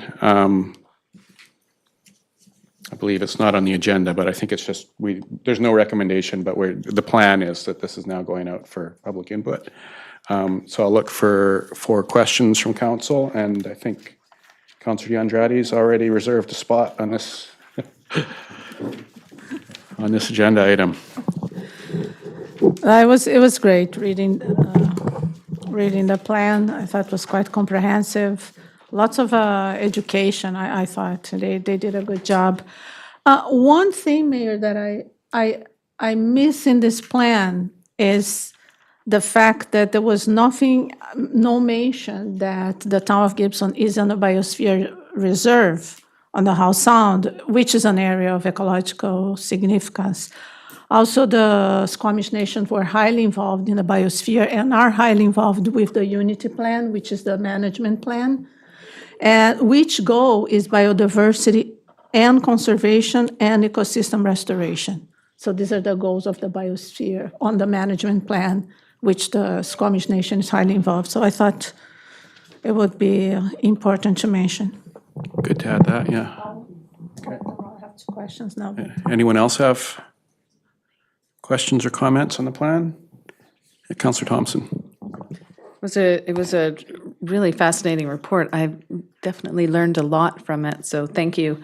It was interesting to see that with the conservation work that the town's done already, that where we landed on the report card. We went out to White Tower Park and just seeing the attention and the work that staff are doing to already support the mindset of conservation. It was interesting to see where that sat.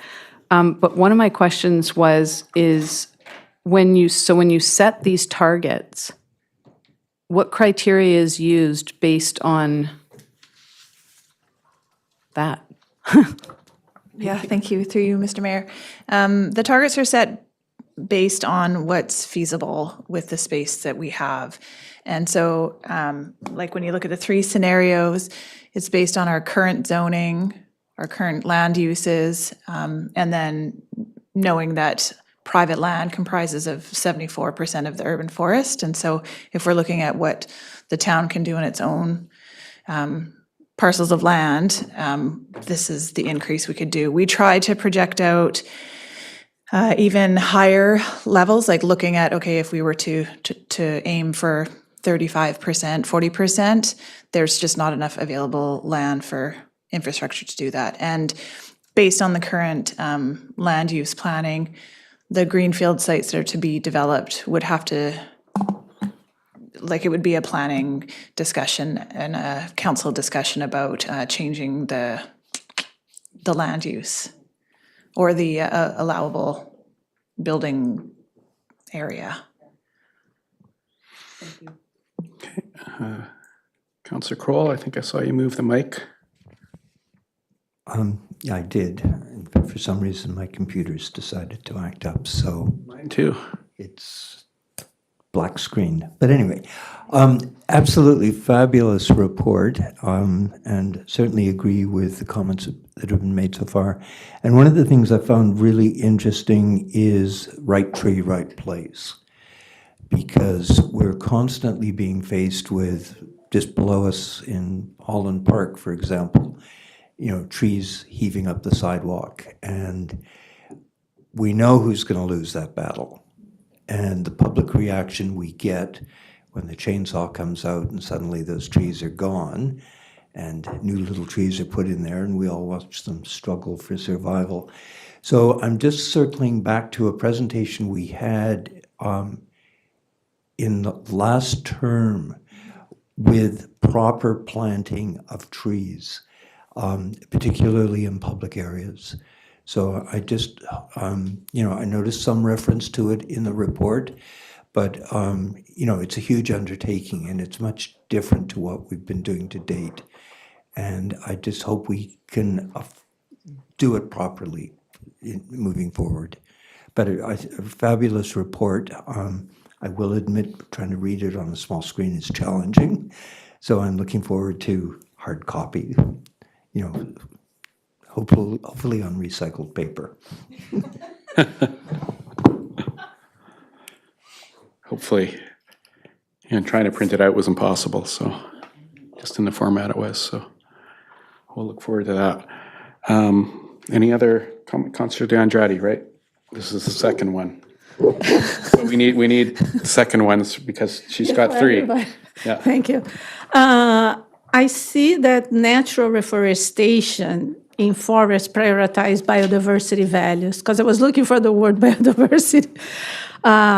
But it's not a priority for the other urban areas, and I didn't see as a priority for the overall forest.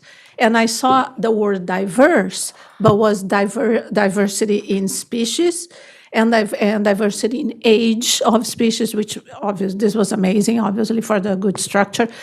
But I wonder why, being the biosphere, there is not like focus on supporting local biodiversity, or we are assuming that the trees we're going to plant, regardless, are going to support. So that's the part. Through you, Mr. Mayor, there was a recommendation in under one of the goals to do with developing like tree species lists that we can share with developers. I would say kind of an extension of what we have currently in the tree bylaw. That would support biodiversity, and it's got to be site specific as well, because like Councillor Kroll had alluded to, that the right tree in the right place and looking at adequate soil volume to support that habitat. There's potential conflicts with utilities, underground and overhead utilities, like say in right-of-way plantings, and then balancing active transportation and parking and trees and sidewalks. So yeah, there are recommendations in there to kind of incorporate that in our current bylaws, but also in like parks planning and information for residents too. Thank you. And anything else? Yeah. Well, my third question was regarding education, because I think obviously I see that residents can contribute a lot to the forest, right? And even what I didn't know that Seychelles they offer, they give you the tree, but I know many people don't even have a clue of biodiversity or the right tree in the right place. So obviously I'm relying on huge education from the town, and I'm sure this is, but is it going to be implemented right away? The moment we publish this plan, we're going to have like an educational campaign? Through you, Mr. Mayor, that's a hard question to answer, because it would depend on staff capacity and direction from council. I think I'll leave it at that. Thanks, through the mayor. I think we can certainly take that feedback and make sure that we consider that and provide some recommendations when we're crafting the complete report when the final draft or final version of the report is brought forward. I think we could take that away and think about work with our communications coordinator on what that would look like. And I'll note we do have one submission of input already, just suggesting we have more of a kind of a community dialogue, I guess, or some kind of just open meeting about this. So that's something we'll consider. we'll see if there's some other, we'll see if staff has any thoughts on that. Through you, Mr. Mayor. Of course, I'm in favor of that. One thing to consider is that the budget for the urban forest plan included 2 rounds of engagement, and after this survey, that's our commitment, like Diamond Head's commitment to us is over. So I know in that submission from a resident that it would be that Diamond Head would do a presentation, but it would have to be staff doing the presentation. Yeah, it would have just to be be over aware. and above what Diamond Head's already doing. We would have to do it. It would be Yeah, either yeah. additional budget or having Yeah, staff. that's do it. my understanding too. They've already fulfilled their commitment. Yeah, so, but we can certainly look at that in the calendar. So, oh yeah, Councillor Kroll. Oh, sorry. One thing I really appreciated in this, and I think there's probably a really unique opportunity with all the maps that have been provided. And it would be really interesting to be able to do sort of an overlay in a presentation where you sort of transition sort of seamlessly from one map to the other so people can see, really what's going on, and even to potentially incorporate, updated material we have that actually shows the trees on the streets and be able to, make it sort of, because you have some wonderful technology now at your fingertips, so it's a great opportunity for show and tell. Councillor Andrade. Thank you, Mayor. I love the idea of the community dialogue focus on the plan. So my question is, the engagement done by, that's planned to do by the consultant, what form is it's going to be? And I wonder if it could be a blend that, the consultant will be there doing the community dialogue, something like that could engage more people. Yeah. If you want to, do you want to pay? I mean, we need probably a budget proposal. No, my question is the consultant already, we are paying for an engagement session, right? Or No. This is the second, it was 2 rounds of engagement. did we have already 2? This is the second portion now, so what will happen is through you, Mr. Mayor. The urban forest plan is going to be live on the website, and there'll be a survey for public feedback, and then when the survey closes, then Diamond Head is compiling all of those submissions, and at that point, I'll bring this back to council with the final version, with those submissions, if appropriate, included in the new version. Okay. So I think we are finished with this item. Thank you, Michelle. And next we have our item 4.3, which is a stormwater cost recovery feasibility assessment, which our Director of Infrastructure Services is bringing forward. Thank you, Mayor. I'll just provide a very brief introduction. I just would also like to note it's 2:57. Are we okay to extend the meeting to 3:30? Sorry? We don't need to. Oh, okay. Yeah. Okay. We only need to extend meetings if we hit 9 o'clock, I think. Understood. So So we do have we're well before 9 o'clock. Okay. Yeah, we do have a consultant. I just want to make sure, because we have someone here who's got a bit of a presentation. I'll certainly just look to turn it over to Aaron, who's hopefully still there and ready to go. But just briefly, so this report, we're presenting the results of the feasibility assessment that was completed in 2024. As part of the budget process last year, the town requested funding for a feasibility assessment to look at options for creating a dedicated funding source for our stormwater drainage utility, which currently functions as a utility, but it isn't exactly established and funded like a utility the way that water and sanitary are.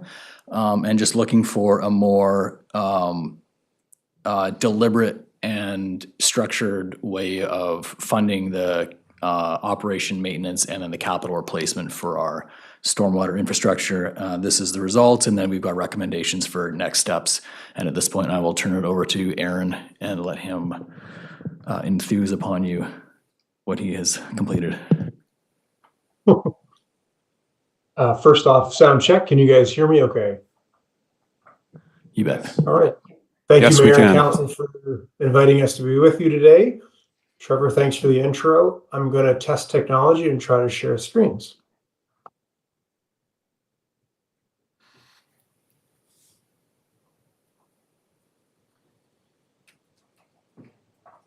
So far, so good.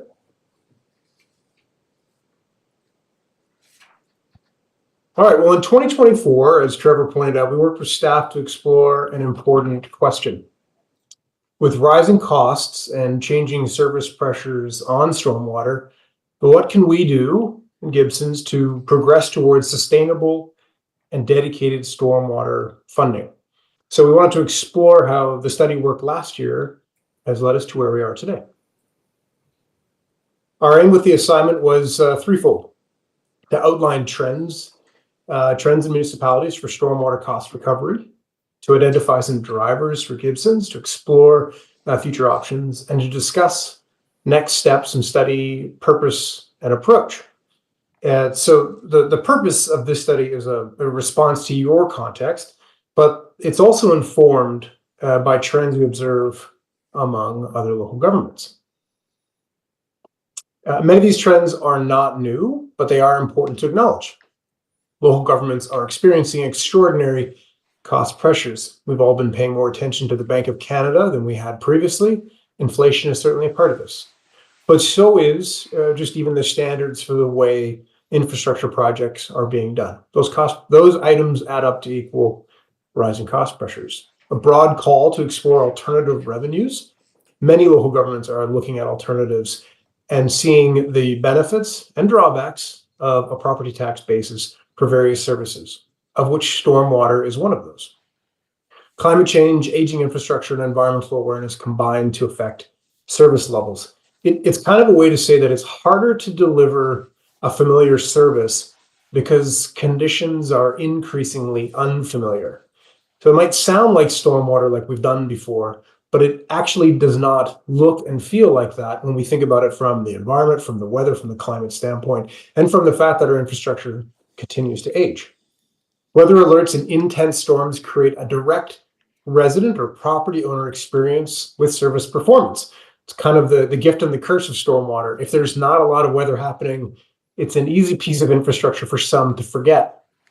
That said, when we start getting the Environment Canada notices, and we start to see various levels of ponding, and we start to see the water running down the streets and off our properties, it's an on-again, off-again resident experience. But these weather alerts and storms and atmospheric river events, these are all creating a little bit more heightened awareness. Infrastructure cost burden for stormwater is like water and sewer, but funding levels typically much lower, as is the case here. We'll talk about that a little bit more. And there's an intention here to modernize services and gradually meet funding targets. Many communities are embracing holistic solutions like natural asset management, not too dissimilar from the conversation about urban forest canopy that you just had as well. And there's a direct conversation required to figure out how to flow the money to fund these priorities. So it's helpful to look at this from an issue and an opportunity standpoint. From an issue standpoint, stormwater assets in Gibsons are aging and often undersized. It's not necessarily a bad design condition from years ago. It's the fact that that environment is changing, that our communities are growing. And this is just kind of a present day reality. Local expectations are rising for reliable, environmentally forward solutions. This isn't a piece of information you would be unfamiliar with. Annual expenditures are inadequate to meet present and future infrastructure needs. So these three kind of summary perspectives help us to understand the issue. That the problem is getting a little bit more difficult, that our expectations are higher, and that our funding is not there where it needs to be. So the opportunity, therefore, is to develop and then incrementally deliver. It does not all need to be at once. Deliver on these modern service definitions. What is it you can expect from our infrastructure and the services on offer? 2, to create a more equitable format for stormwater charges. We'll talk briefly about some of the other equitable formats, and there's varying degrees of equitability that we see in other communities, and to think about how to ensure sustainable funding and grant eligibility. Part of this is about being able to have more local resources to fund local projects and needs, and do so in a way that keeps you eligible for senior government funding, as has been the case over the last few years. So why are we considering this now? Well, this is a more common and popular term, and it's not unfamiliar to you folks, but property taxes are not a preferred indicator of stormwater benefits. They have some carryover in connection, but looking forward, it's not typically the best or most effective way with regard to stormwater services. Several local governments have dedicated cost recovery programs outside of general revenue, and they've had so for more than 20 years in BC, hundreds in North America. There's a desire to respond with future-ready systems, but that is difficult to do with current levels of funding. And then this overall trend in funding stormwater separately, giving it dedicated funds that doesn't require stormwater to go through the trade-off discussions that happen each year through a general revenue budget conversation. Stormwater funding is also part of natural asset management, climate change, and ISP sustainability. So these two kind of constructs are helping us think, well, why would we want to talk about this now? Current services and finance, from the basic standpoint side of things, it's funded by general revenue. It's part of infrastructure services budget category, which is a broader piece of the pie chart for the total funding of the town. It's about $200,000 per year. And what does that include? Well, that's trying to cover things like drainage operations, troubleshooting, some monitoring, maintenance, some occasional system flushing. This is what all stormwater services in local governments in BC would expect to include. You guys are doing maintenance of this type at about $200,000 a year. It's not that you haven't delivered major capital and special projects. You have. These have largely been funded by senior government grants over the course of the last decade, to the tune of about $7 million. And development cost charges already in place for growth-led projects that relate to stormwater. Some of those infrastructure and projects already uncovered and completed an integrated stormwater management plan completed a little over 5 years ago, which helps to set a broader term blueprint for what services look like, what the priority needs are, and starts to assemble those into different projects and initiatives and policies for how to deliver an integrated stormwater service. This includes hotspots, strategic projects, enhancing the environment at the same time that you create infrastructure that is better able to prepare for severe storms. One of the key recommendations in that plan was to think about how best to fund and sequence the projects that emerged from it. There's also White Tower Park, already referenced in this meeting, a pretty significant and special project. The Sources Sea project completed last year, and of course, various studies related to climate adaptation through natural assets. So it's not like looking forward, we don't at least have some kind of picture of the types of costs coming that we need to be recovering better funding for. Is it the perfect picture? Not quite, but you have enough to look forward. One consideration here is the level of spending and the projects over the last 10 years is sure to be less than the projects and expenditures planned for the next 10 years. So one of the things that this study looked at was getting an appreciation of the lessons from others. And there's a range of choices to learn from. And in a nutshell, by and large, the local governments that you would speak to have experience with dedicated stormwater cost recovery, as they would say, pick some principles, be principles forward. Don't overcomplicate it. Choose a little bit more equitability, but do not try to perfect it. So historically common on the left-hand side of the spectrum is where you get into the general revenue side of things, where property tax basis is more at play. This is where stormwater services are lumped into the broader pot. Campbell River has had a program for cost recovery of stormwater nearly about 15 years now. It's a basic parcel tax. It's common to all, whether you're a shopping mall, and I realize they're going through a little bit of review of this now, but for years it's been whether you're a shopping mall or a single family residential parcel, you pay the exact same amount. Let's say it's $100 a year. All properties about the same. It's a better way to fund the service, but it's not exactly high on the equitability side of things. White Rock has got more of a user fee approach. It's based on some land use characteristics. Some pre-calculations are done in advance. If the property changes quite a bit, it could kick it into a different class.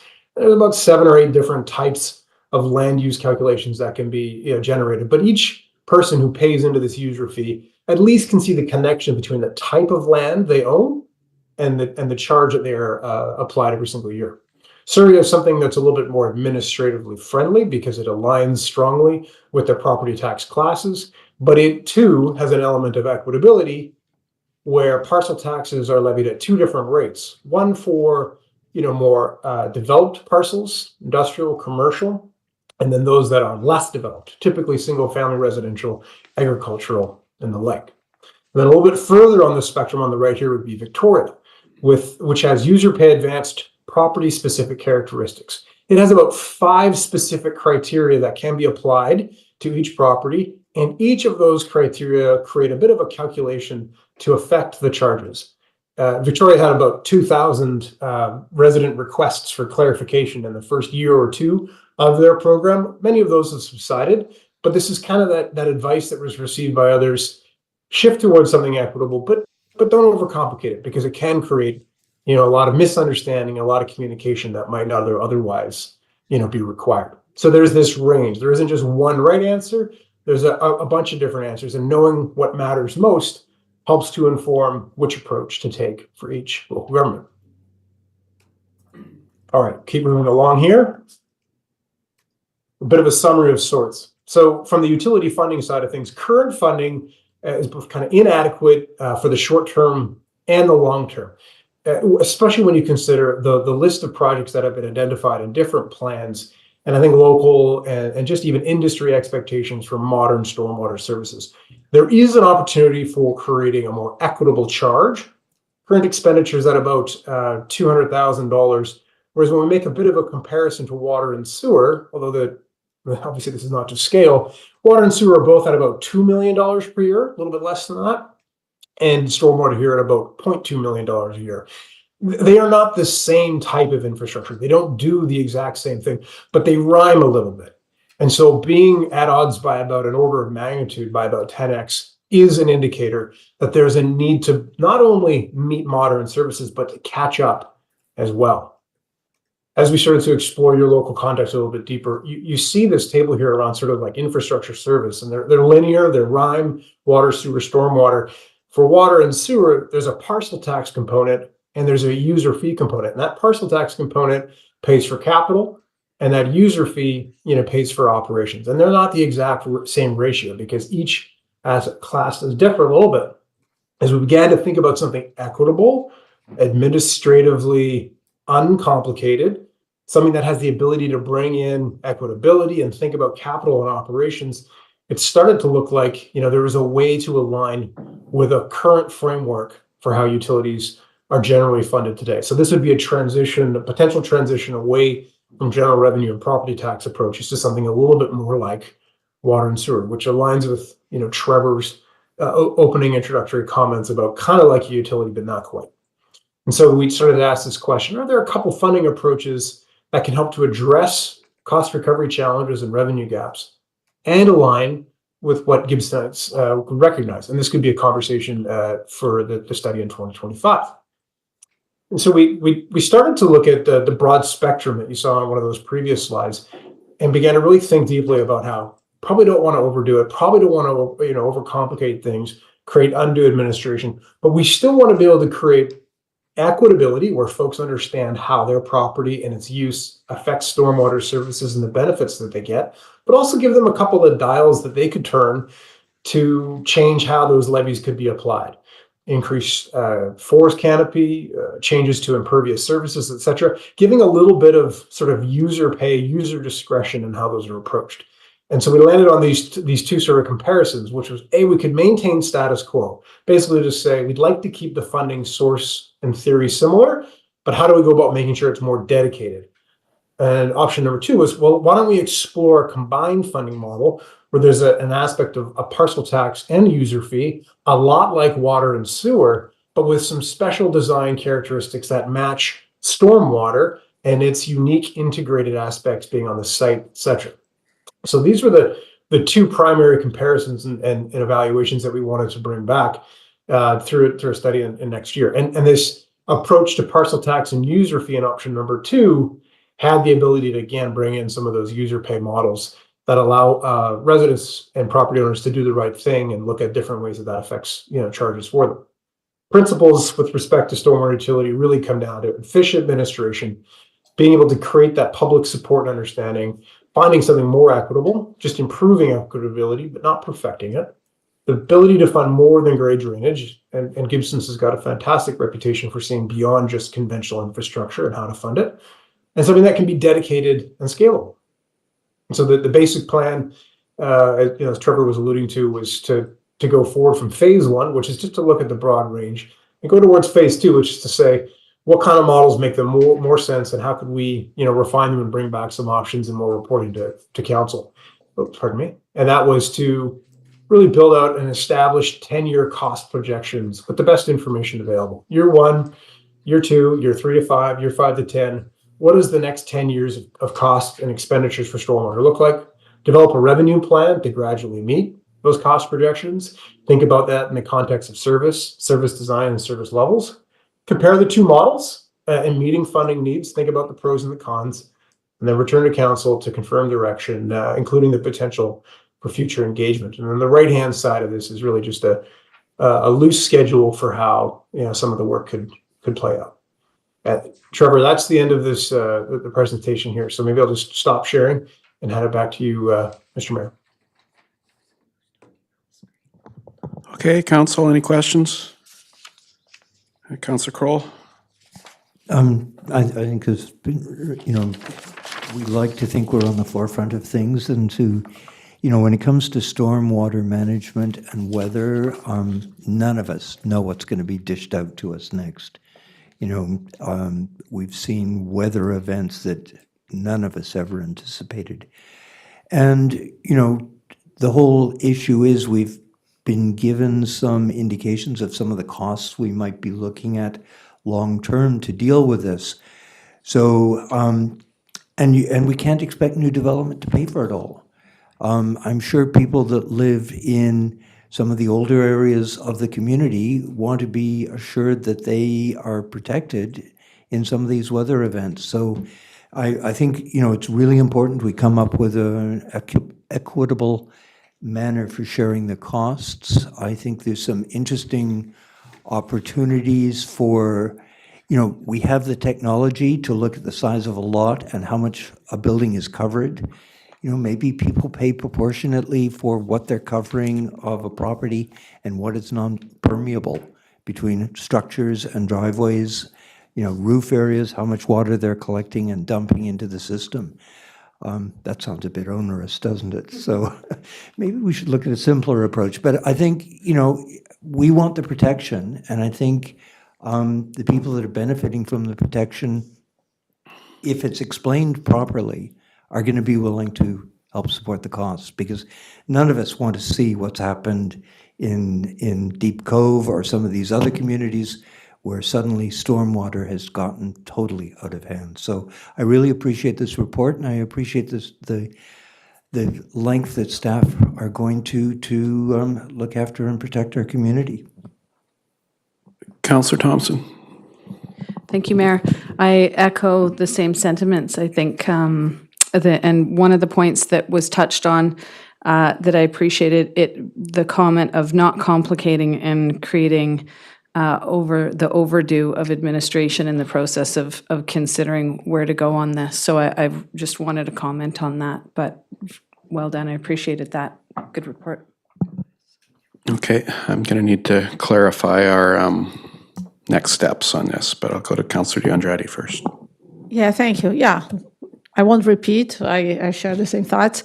I have a question for the Director of Infrastructure or for the Director of Finance.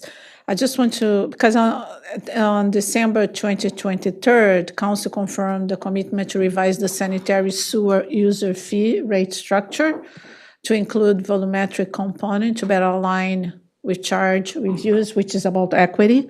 So my question is, will the updated sanitary sewer tax, the new model, precede the implementation of this one? Answer to that? Through the mayor, I certainly hadn't contemplated this sanitary rate like in correlation to the stormwater. I think timelines for both would have to be kind of discussed side by side. If council has a strong preference to see one come before the other, but they're very much disconnected in terms of their timelines, and the function of stormwater versus sanitary are very unrelated. And we try to keep them as unrelated as possible, meaning trying to keep infiltration out. But so if there's a direction as far as what would be a preference as far as timing for advancing either of these projects, certainly that's welcome feedback. Councillor Kroll. Thank you, Mayor White. I'd like to move the recommendation that the Urban System Memorandum titled Phase 1 Dedicated Stormwater Cost Recovery in Gibsons be received for information. That's out of order because we don't receive reports, so. But aren't they asking, and was the Phase something- 2 cost recovery option analysis? Now be that is in included? order, yeah. That's why I said I wanted to clarify next steps. Okay. Before we did this, so. I thought they had to go hand in glove. Yeah, no. So the only motion we should be making is that Phase 2 cost, which is in the report, page 3 of the report. Phase 2 cost recovery options analysis be included in the 2025 budget. Seconded by Councillor Andrade. I saw any discussion on this? All those in favor? The motion carries. We're at 3:20 now, yeah, so thank you for joining us for this and for your work on this. Thanks very much for having us. Important project. We're very supportive of it, and it does really align with things that the town has been doing already and working towards, so we appreciate your help.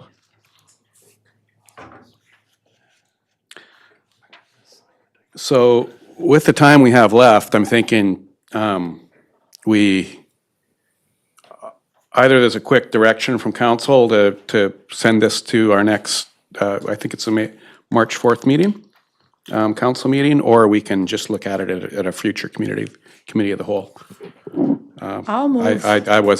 I didn't know there was going to be a report or a presentation, so I'm sorry about that. Councillor Andrade, do you have a Well, suggestion? I'll move because we discussed this in advance. We had a meeting where we discussed, we had the workshop, so I'm ready to move. If council. Okay.